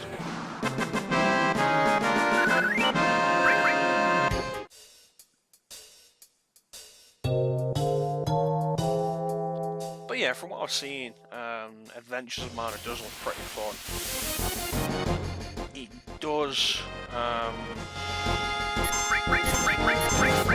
does retain its Final Fantasy connections, because I know Sword of Mana removed all of those. Oh, it's in the first area.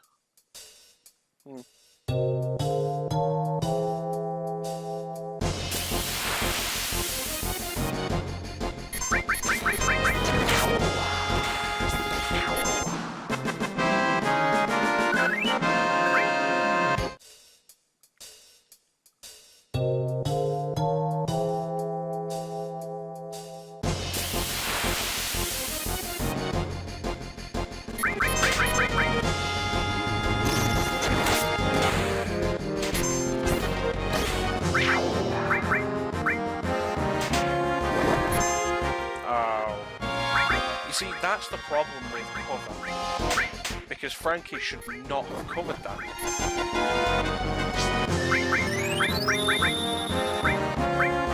fact, not everybody. And if Frankie hadn't covered that, then it would have been fine.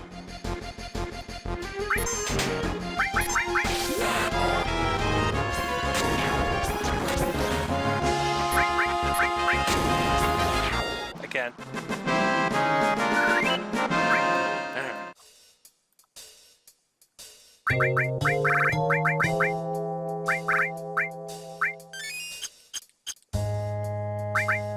The good news is, once we're done with this area, I can just go and get that life materia. Yeah, back to the bridge, lower right hand corner, the passage is hidden in the wall. Ah, there we go. Thanks, man. And let's equip on Bulbasaur. Bulbasaur. Let's get out of it.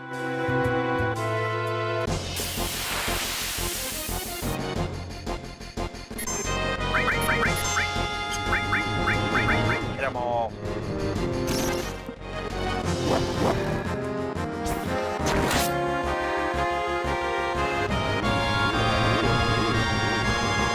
What's that we on? Right, so we're still got a good bad time. Yeah, like I say, we are not going to be done with Gaia's Cliff and the Northern Cave today.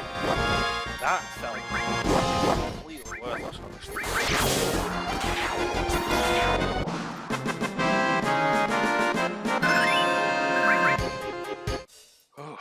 Alright, let's go.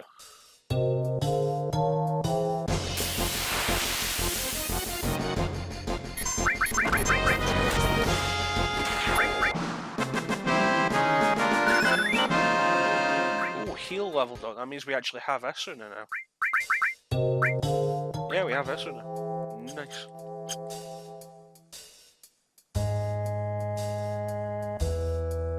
Wait, are the ice colours in this cave? No, it's further up, I'm thinking. Alright.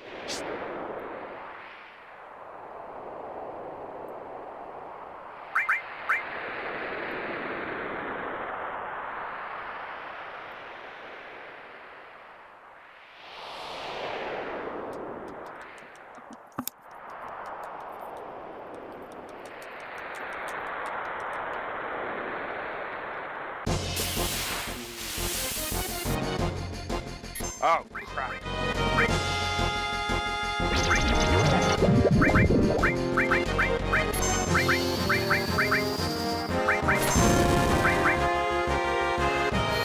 it. Oh, it's a good job I actually have at least one ribbon. But, yeah, definitely thank you, Betty, for guiding me to that second one. Just before this bloody Marlboro appeared. Oh, no, Mario's dead.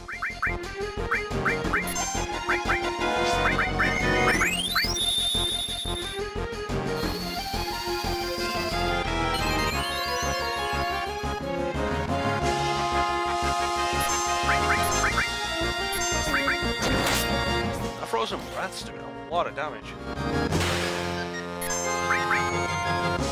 Frozen beam.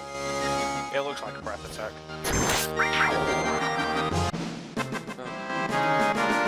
Not as bad as Did they not have the bad breath attack in this one? That's weird. Yeah, let's get back around here, because that seems to have been a wasted opportunity. Not even an opportunity, it just seems to be a wasted time.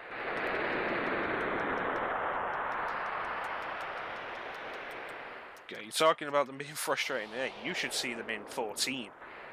My God. If they hit you with everything. It is so horrible. And the bad breath attack has such a large AoE.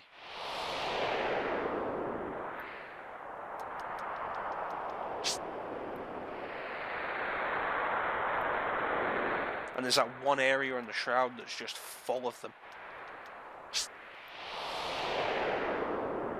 And the thing with Esuna in... Oh, this is where the icicles are. The thing with Esuna in 8, in 14, is it only removes one status effect per cast. And Bad Breath hits you with like 10. And you also don't get to choose what status effect it takes off.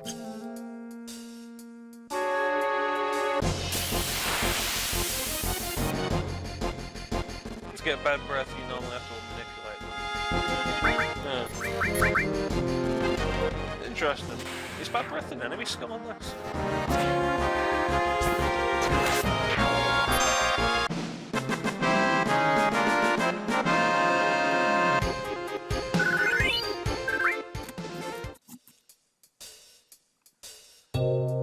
Okay, here we go.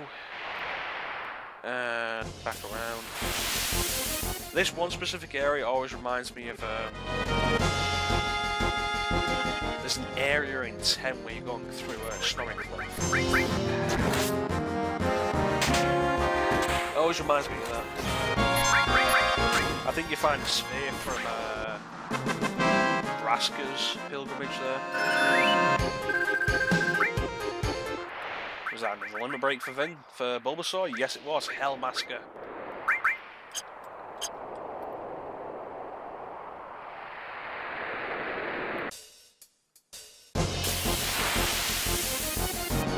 Bad Breath is an enemy skill. Alright.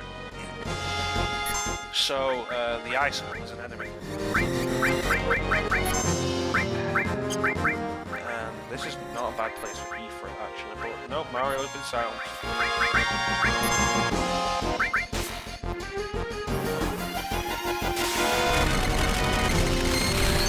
Any great Marlboros in turn.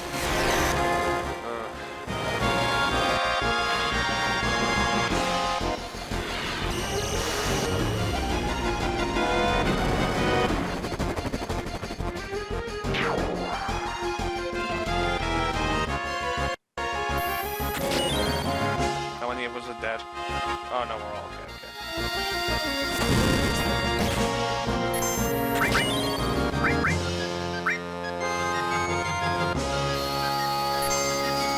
Beta's really useful for this fight. Well, Beta's just really useful in general.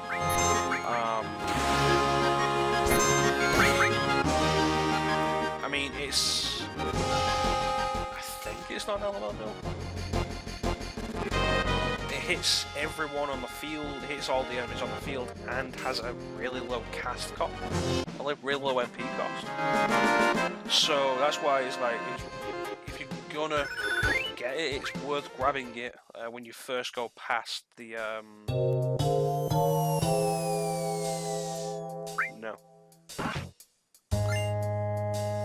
It's worth grabbing it when you first go past the Midgard-Zolan. Because if you manage to survive it, then it is going to do you a lot of good. No.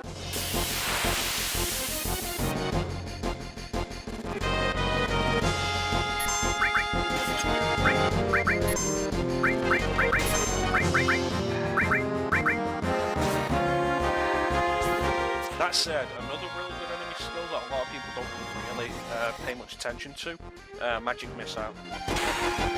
Magic Missile also hits everybody and has a really low MP cost.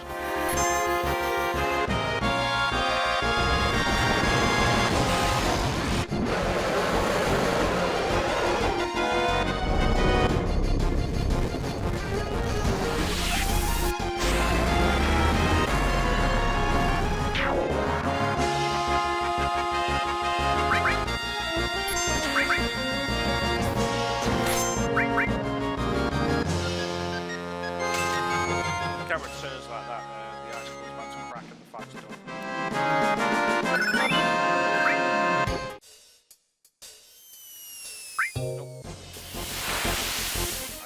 which icicle it actually is that we need to progress, because it's been so long.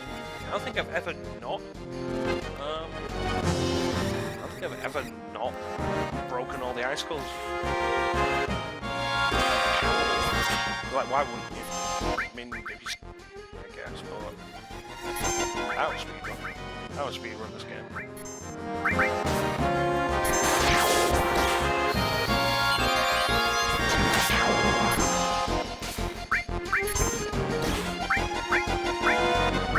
So if you focus Blade Beam on the icicle, that should also kill the bat in the front one. I love Blade Beam, it's such a good attack.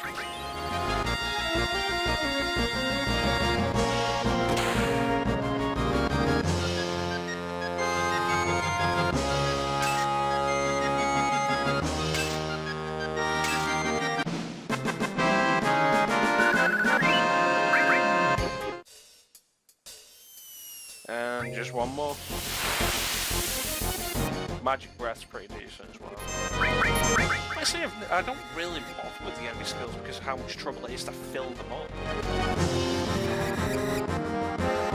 And you know, like, materia slots are at a premium until, yeah, I'm gonna say like about halfway through disc 2.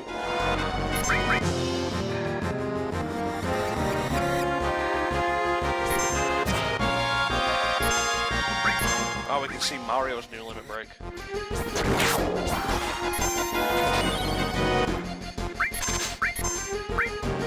Hyper jump.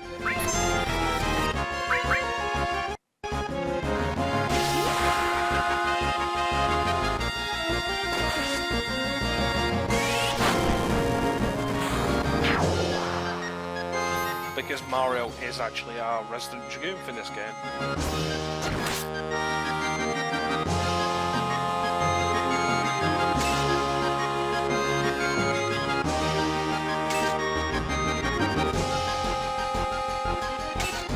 Yeah, we've seen this before. Come on, chop chop.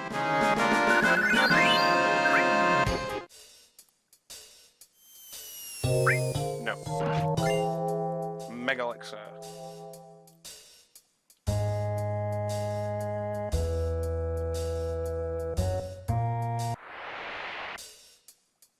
Yes.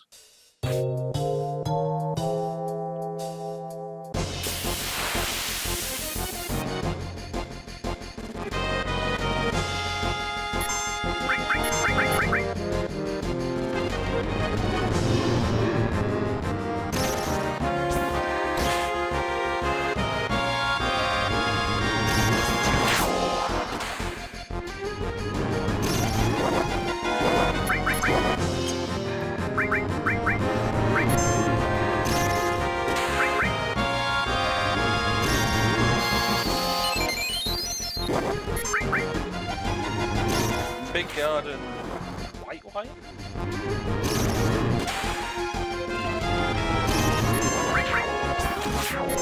I know it's a typo, I can't think of what it's a typo on. Big Guard, yeah, I can definitely agree with. Because that's barrier and M barrier, isn't it? For actually a surprisingly low cost. Shadow Flare, isn't that from the dragon zombies in the crater, the northern crater? And I know Angel Whisper is from Holland Salter. And Haste, ooh. Barrier and Haste for a good cost as well, yeah, no. Totally understandable then.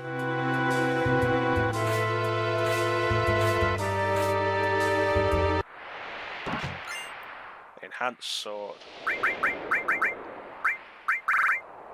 Which lowers the attack considerably, actually. So, okay, so we get an extra 2 linked. We get an extra 2 linked materia slots and 2 more linked.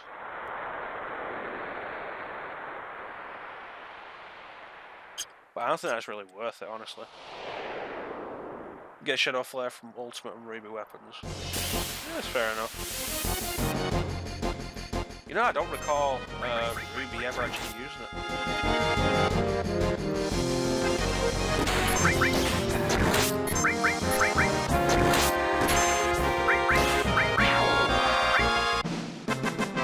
We got regen now, unfortunately. This isn't the PS1 version, so I can't go and open my disc tray while regen takes effect.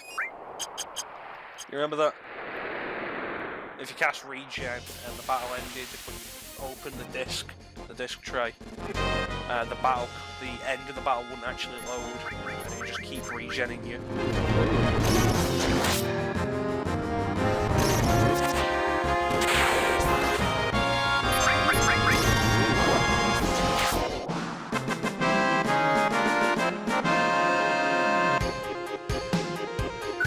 Didn't that same trick also work in 8?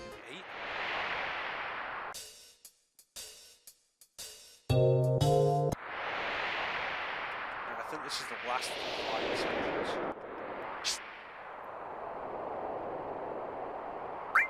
Go right.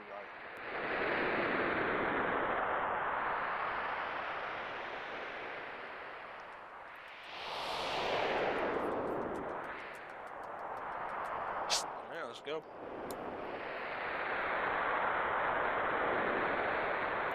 Oh.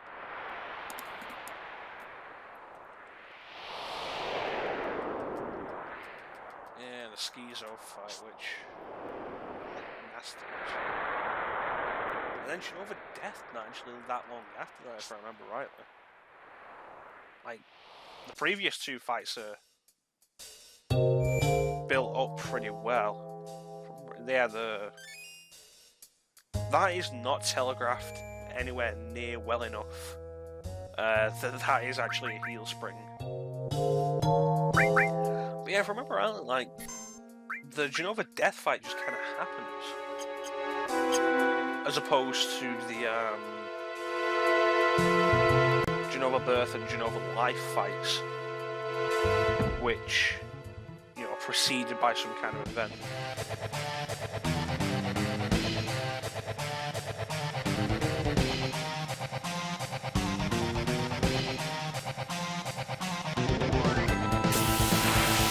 There we go. Schizo, surprisingly dangerous enemy.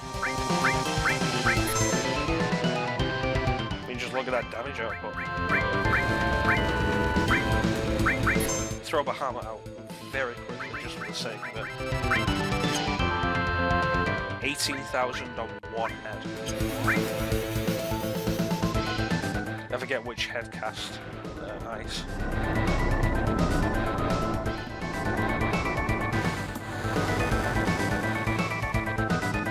Yeah, that's fair enough.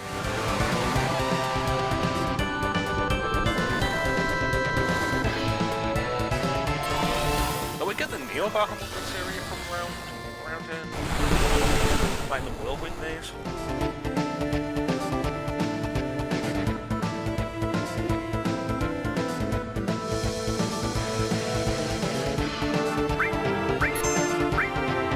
Helga.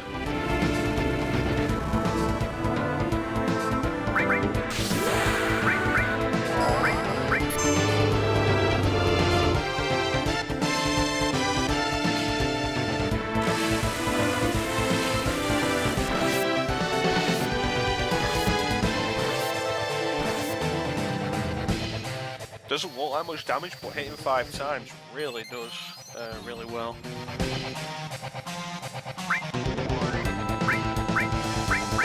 Oh, no, because Bulbasaur turned into Hellmasker. He's the one with the sense materia.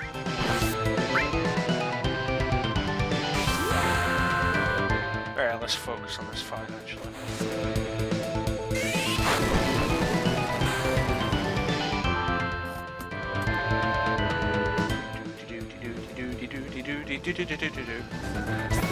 Shit. Better heal him up. And it wouldn't be a bad idea to cast regen actually. Since regen's linked with restore, is regen off? Yes it is, beautiful.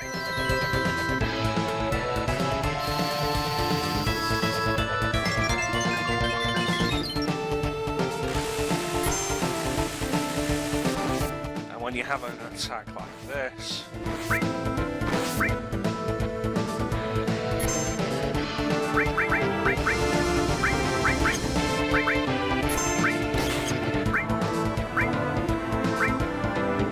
Blade beam is excellent for this actually.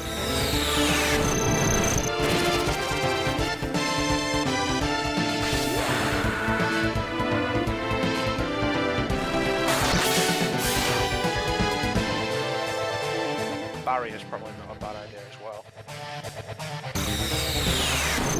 Especially since that's what, like Quake 2 all.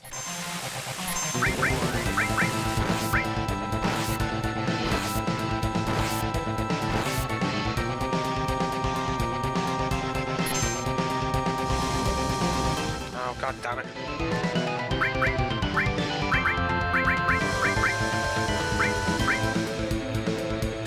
Uh-oh. Uh-oh.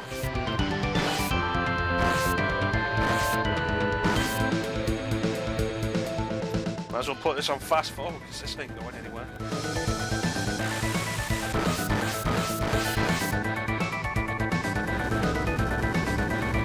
That wasn't pleasant.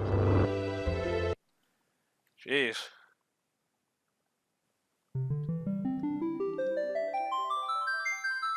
So yeah, Schizo,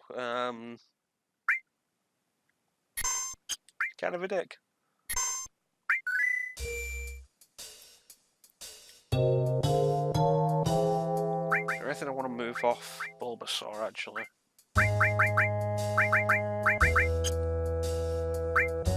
Off the top of your head, Bane, do you remember if Barrier works when paired with a Hop?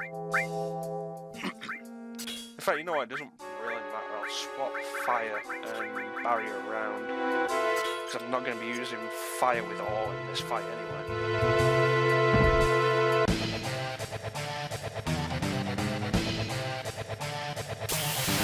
Yes, it does, awesome. So that's M Barrier on everyone. That's Regen on everyone. Sends both heads.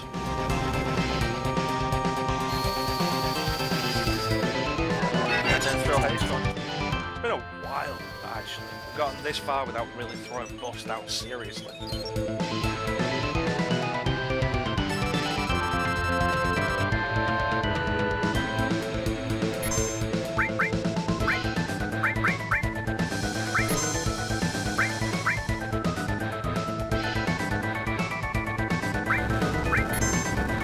Really going for Mario.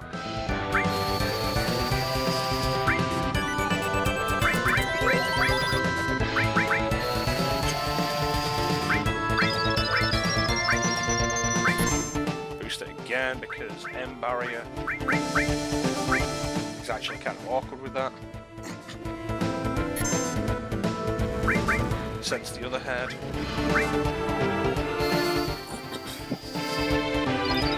Do this like I actually know what I'm doing.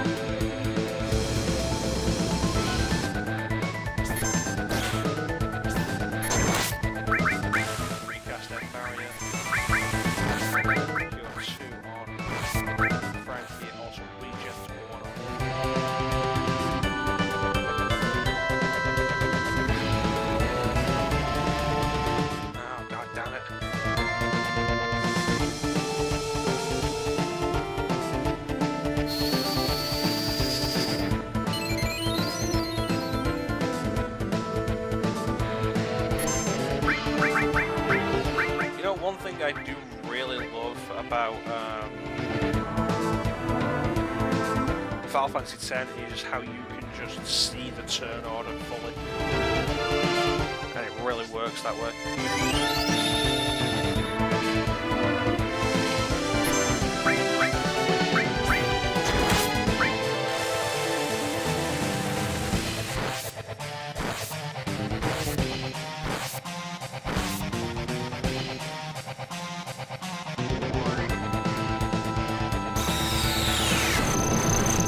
Well, there goes Mario again because they got another turn before I did. I'm gonna need to die for this again because Frankie has counter and also elemental fire. I've got into this fight like the worst possible way.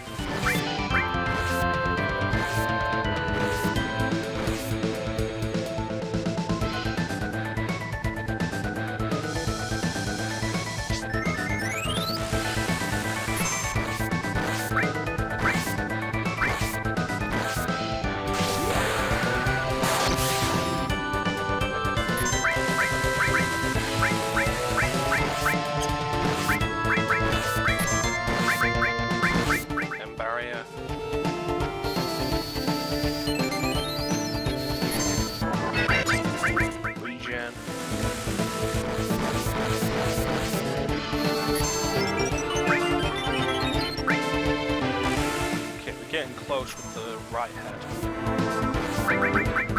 So I'm Bahamut to do some more damage.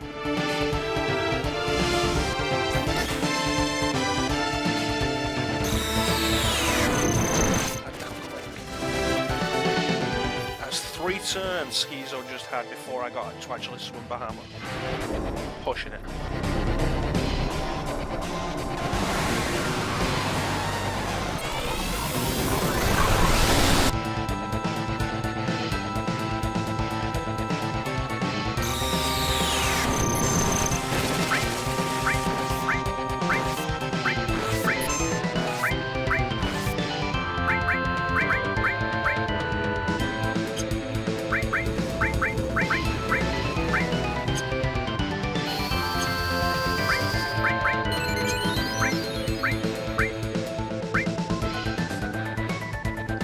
Biggest issue with them barrier.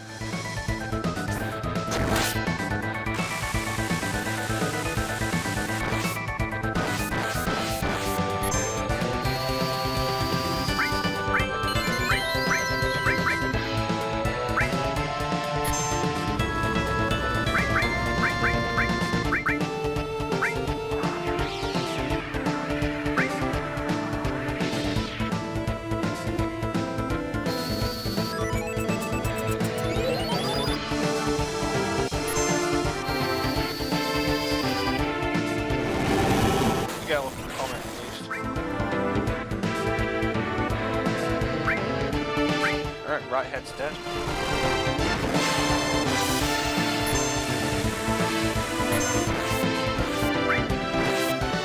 Which means we will actually get through this. This is all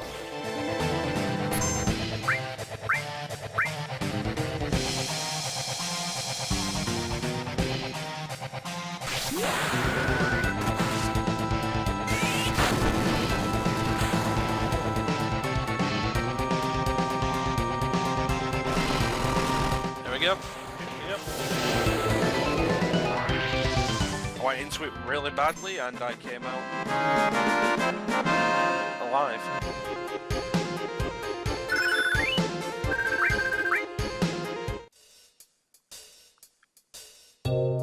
No, it's cool. They both just cast lightning. Which, since it heals Hellmasker, means that they could have killed both Frankie and Mario and it wouldn't have actually mattered. I'm going back to that save point.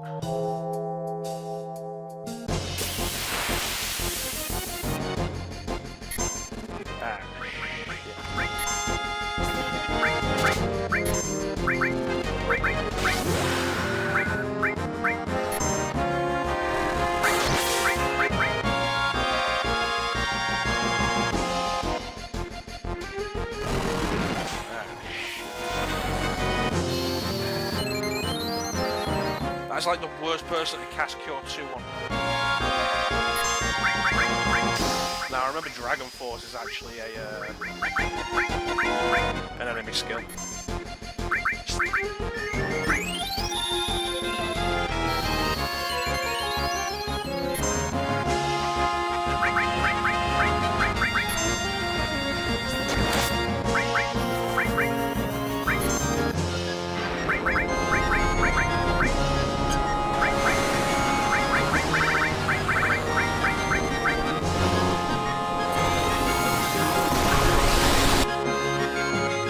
We're having this sucker now.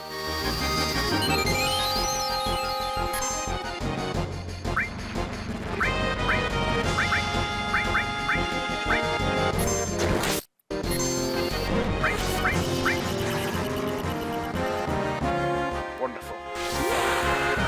I thought Demi would be too easy. Dragoon!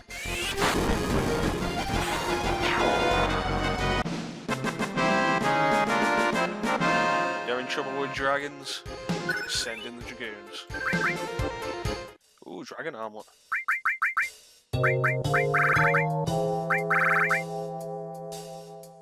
Wow, that's not great actually. But draining half elemental attacks is not bad.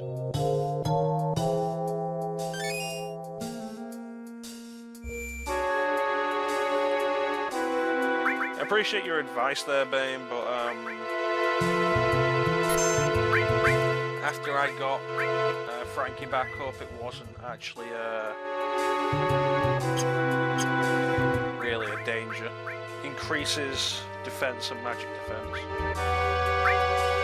Oh, I have. When the hell did I get that? That's why it wasn't Hellmasker absorbing lightning. It's because I had Bulbasaur equipped with the bolt armlet.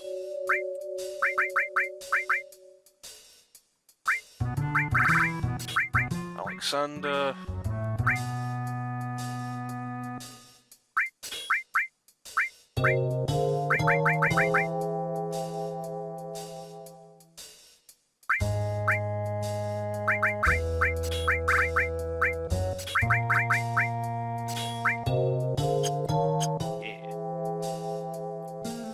Let's go finish this. Oh, these are twirls. You can tell by the mistranslated name. Thanks, Final Fantasy VII. You can tell by the whiskers.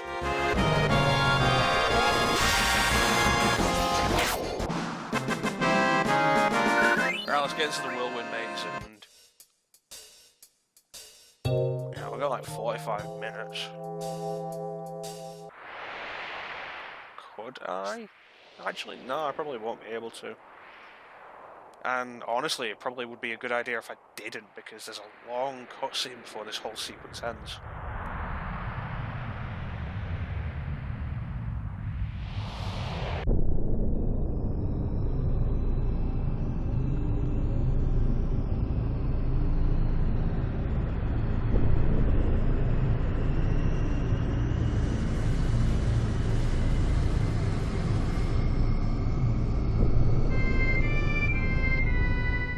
Crater.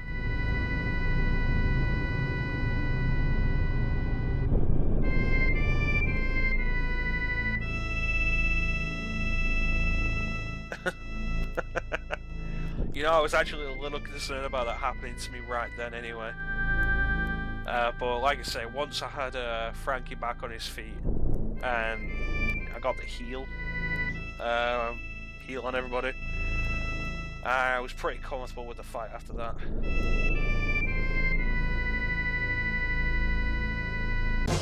But yeah, seeing this place from the air, every time you see it afterwards, oh, is that grenade?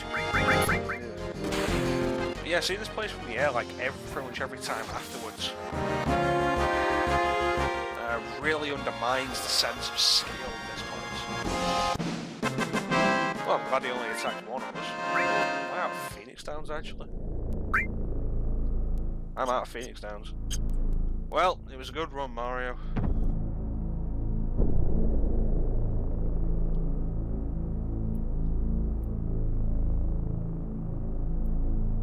Oh, I do have to take her.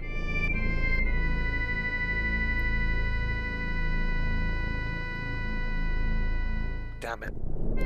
I should have bought that equipment for her then. Oh, and Mario's fully healed now.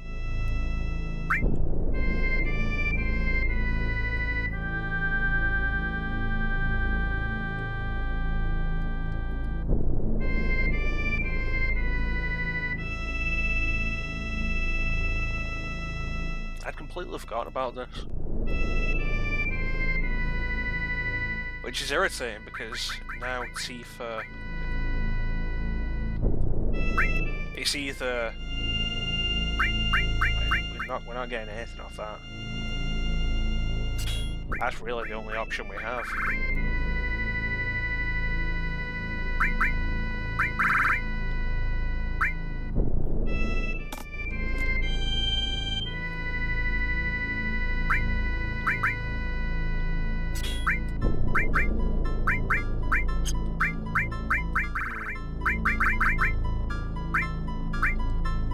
This ain't good.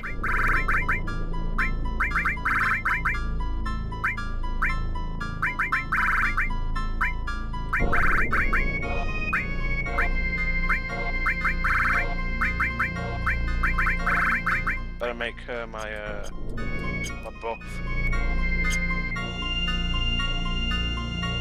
I want that equipment off you.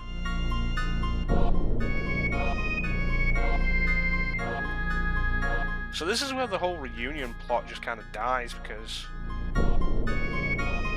Thank you. Oh, there we go. I can switch... Why did you walk backwards? I was holding up. Because all of the people involved in the reunion just start dying.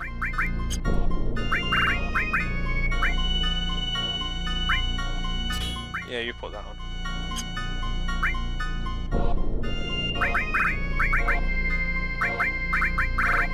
You put the dragon armor on.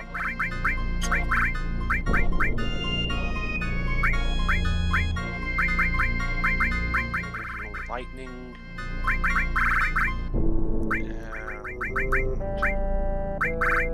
And fire.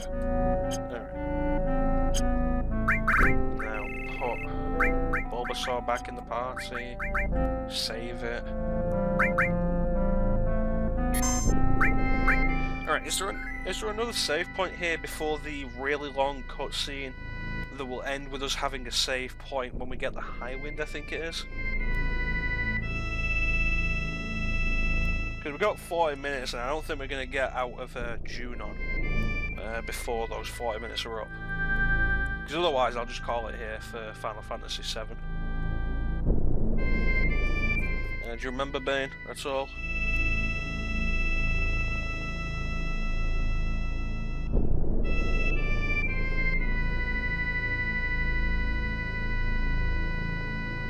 Next save point is before Genova Death. Alright. Do you know when the next one after that is?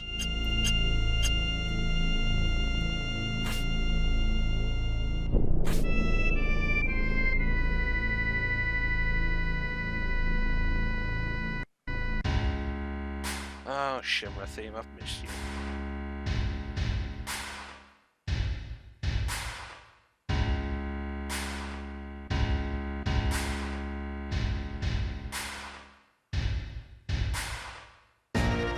Right, okay, so we'll get to the next save point and then we'll call it for Final Fantasy VII.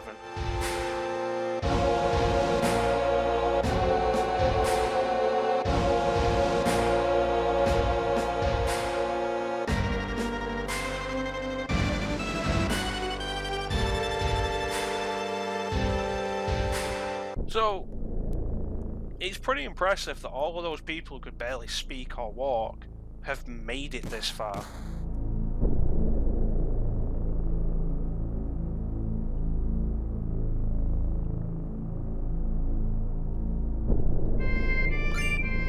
I mean, I get that they are compelled by,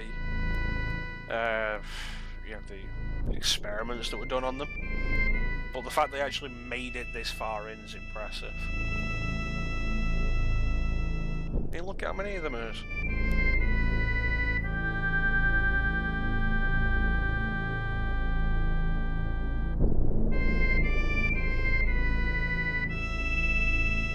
So the next time we actually get to the world map, this will be the, Oh, that's excellent, actually.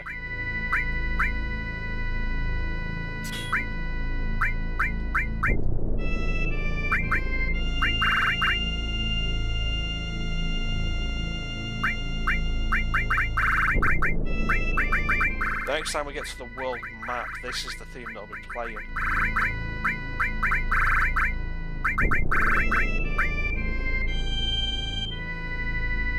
It's after the Genova death fight. Alright, thanks, Ben. I appreciate it. We'll be able to get one more boss battle out of this before we end then. Alright, so I wanted added cut here. I wanted barrier with all. And I can throw fire and lightning back here. Alright.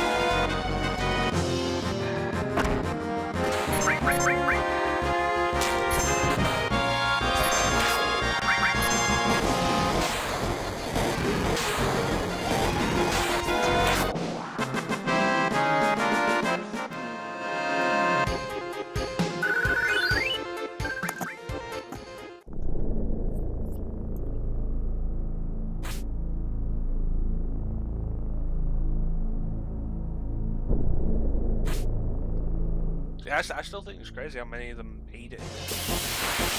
Like, through everything. You know, unless Shimra just drops a load of them off. I mean, I guess that makes more sense. Although, you end up with the question of why.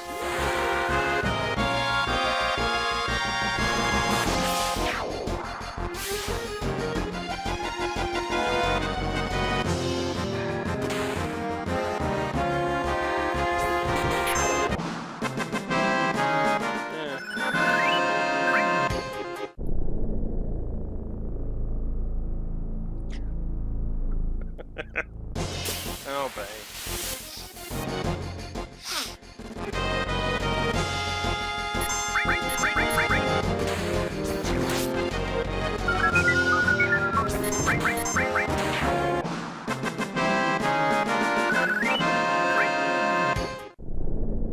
I don't know, I mean, the remake looks interesting enough, but it's just the whole thing, the whole idea is like, oh, the first part is only going to be Midgar.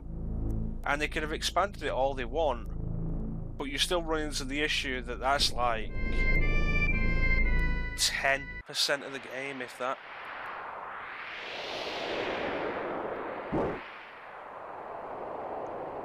And so here's something that you're never going to figure out until somebody tells you, probably. The end of this body's usefulness.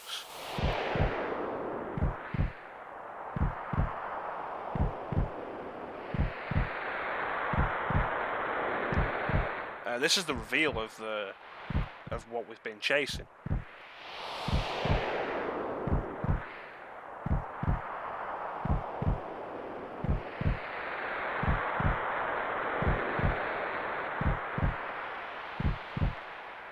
Oh, there's the save point.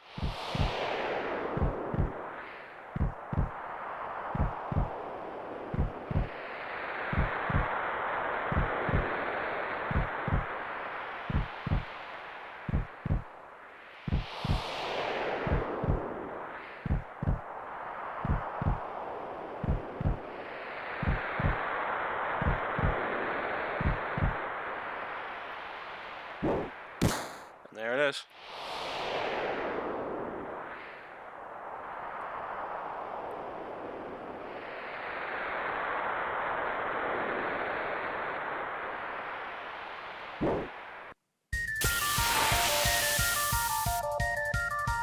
And here comes the Genova track for the penultimate time. So, Genova Death. This is the big reveal that Sephiroth we've been chasing has actually been Genova all along. Sephiroth didn't invade the Shimmer building.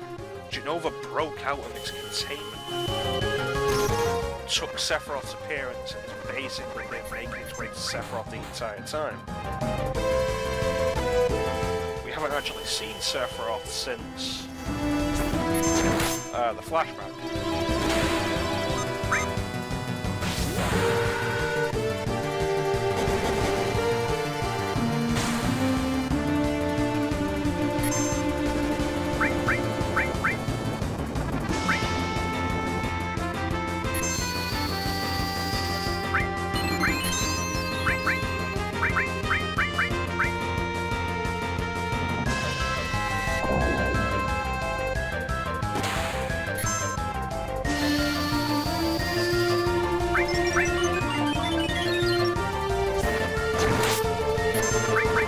I suppose it's one of the problems with this game that it's an interesting idea, but it's not really explained that well.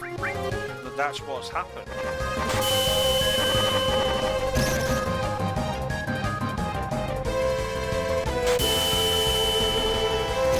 And Genova Death's not really a difficult fight, honestly.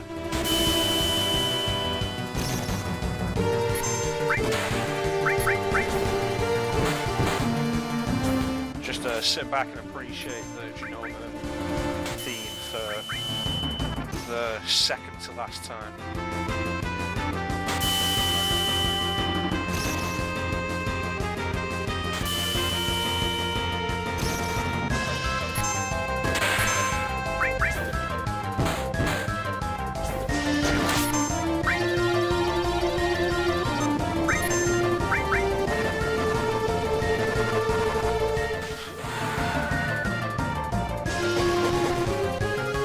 You know, I actually have the game of that thing.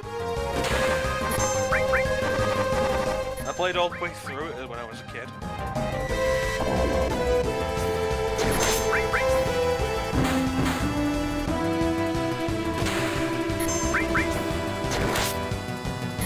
Honestly, it wasn't great. I don't really remember that much about how it played though. Like, was it a Tomb Raider clone? Or did it just look like one?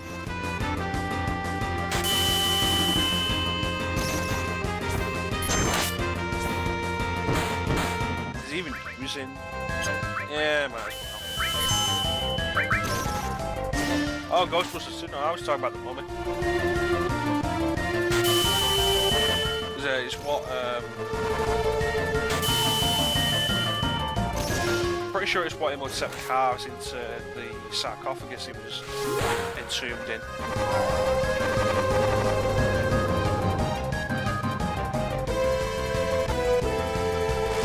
That said, I have the Ghostbusters game though, which I do want to get to at some point. The Ghostbusters game was actually pretty good. Did you play it?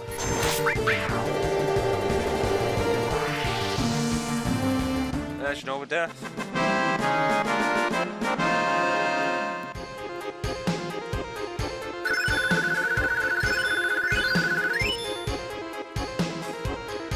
Yeah, no, you said Ghostbusters 2 and realised who you were actually talking about.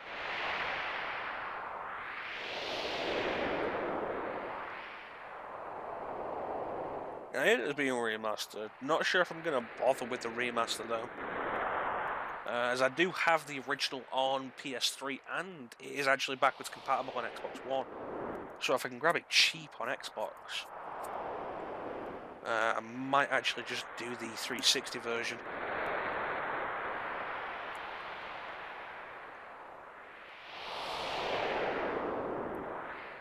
So yeah, essentially, we've been chasing Genova.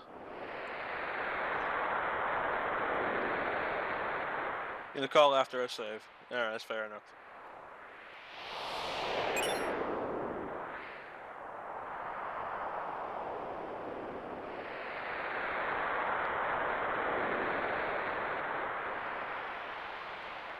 So, who should I give the black materia to?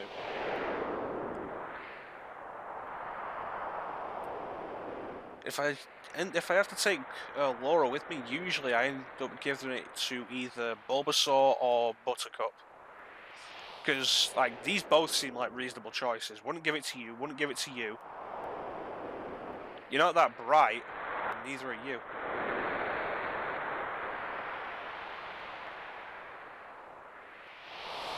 Hell, if I gave it to Pam, we'd never see it again.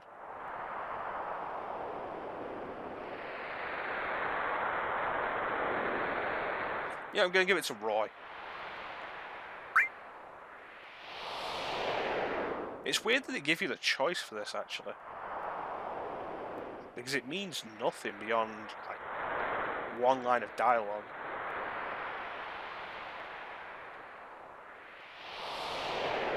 Like I say, I don't usually have Red 13 with me beyond this point.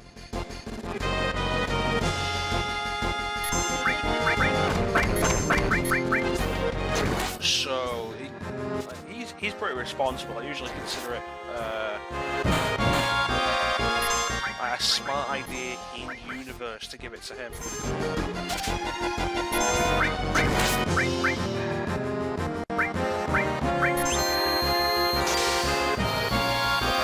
It's not even that I don't really trust Barrett, I just usually have him in my party.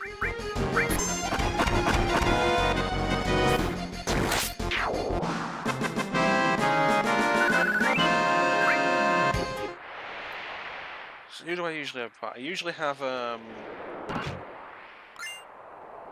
it's usually Cloud, Barrett, Tifa. Even though I do not like Tifa's Limit Break. Alright. Well, that's it. Alright, so we're going to call it here for the Final Fantasy VII stream. Like, a little bit shorter today, but the issue is, like, we go on further and then we're going to have, like, a good amount of time before we can actually save it. Is there a save point in Junon, or is it actually, after you get on the High Wind? Because I feel like you don't actually get to save in Junon. Oh, wait, is there that one room? There might be a room in Junon with a save point, actually. You may be right. Huh. Oh well. Right, so that's the end of the Final Fantasy VII stream for tonight. I want to thank everybody who joined me. It is in Junon during the weapon attack, that's fair enough. I want to thank everybody who joined me for the support. Special thanks to Bane for keeping me company in the chat, throwing me the tips and hints, as always. We will be back tomorrow again, 10 PM GMT Greenwich Mean Time, for probably more Final Fantasy VII. In the meantime, if you're following the Let's Play channel, we are actually finishing up Castlevania Rondo and Blood this week, and starting on Thursday will be Spyro the Dragon on PlayStation. So look forward to that.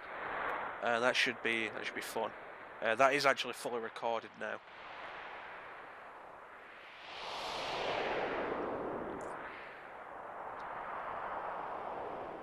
And if you pay attention, there's actually a point in the Let's Play where I call an end to the recording session so that I can come onto Twitch and do the regular stream, which I did mention actually during the stream when that happened, so you can sync up exactly what day I was recording that. But yeah, no, thanks to everybody who joined me tonight. I always appreciate the support. Like I say, we're back tomorrow, 10 PM Greenwich Mean Time. Might be doing more Final Fantasy, because if we do tomorrow, actually, well, we end up, because we'll go through the rest of the cave, rest of the Northern Cave, Junon, Mideel, and then we'll be looking for the huge materia. That's what we're doing. I doubt we'll finish searching for the huge materia. And then what is it after the huge materia? the stuff with Bugenhagen, then the attack on Midgar. Is like disc 2 actually shorter than I remember? Huh. Actually, I have to show off Fort Congo. Yeah. Yeah, but yeah, no. Thank you all for watching. Always appreciate the support. If you want to catch the Let's Plays on the YouTube channel, that is Mecha Chrono. Diamond Weapon. Yeah. Diamond Weapon. I know all the weapons. Sapphire attacks Junon, Diamond attacks Midgar, Ultimate attacks Medial, and then Ruby and Emerald just kind of puts around. I know it's the key to the Ancients, but you need to take Bugenhagen to the place first, and then you have to find the key, and then you have to go back. This is the whole thing. Yeah. But yeah, if you want to check out the YouTube channel and the Let's Plays and where these streams are uploaded when we're done, that is Mecha Chrono on YouTube. I have actually searched for it myself from a different browser, and I am like the only Mecha Chrono that really appears. I appear like right at the top.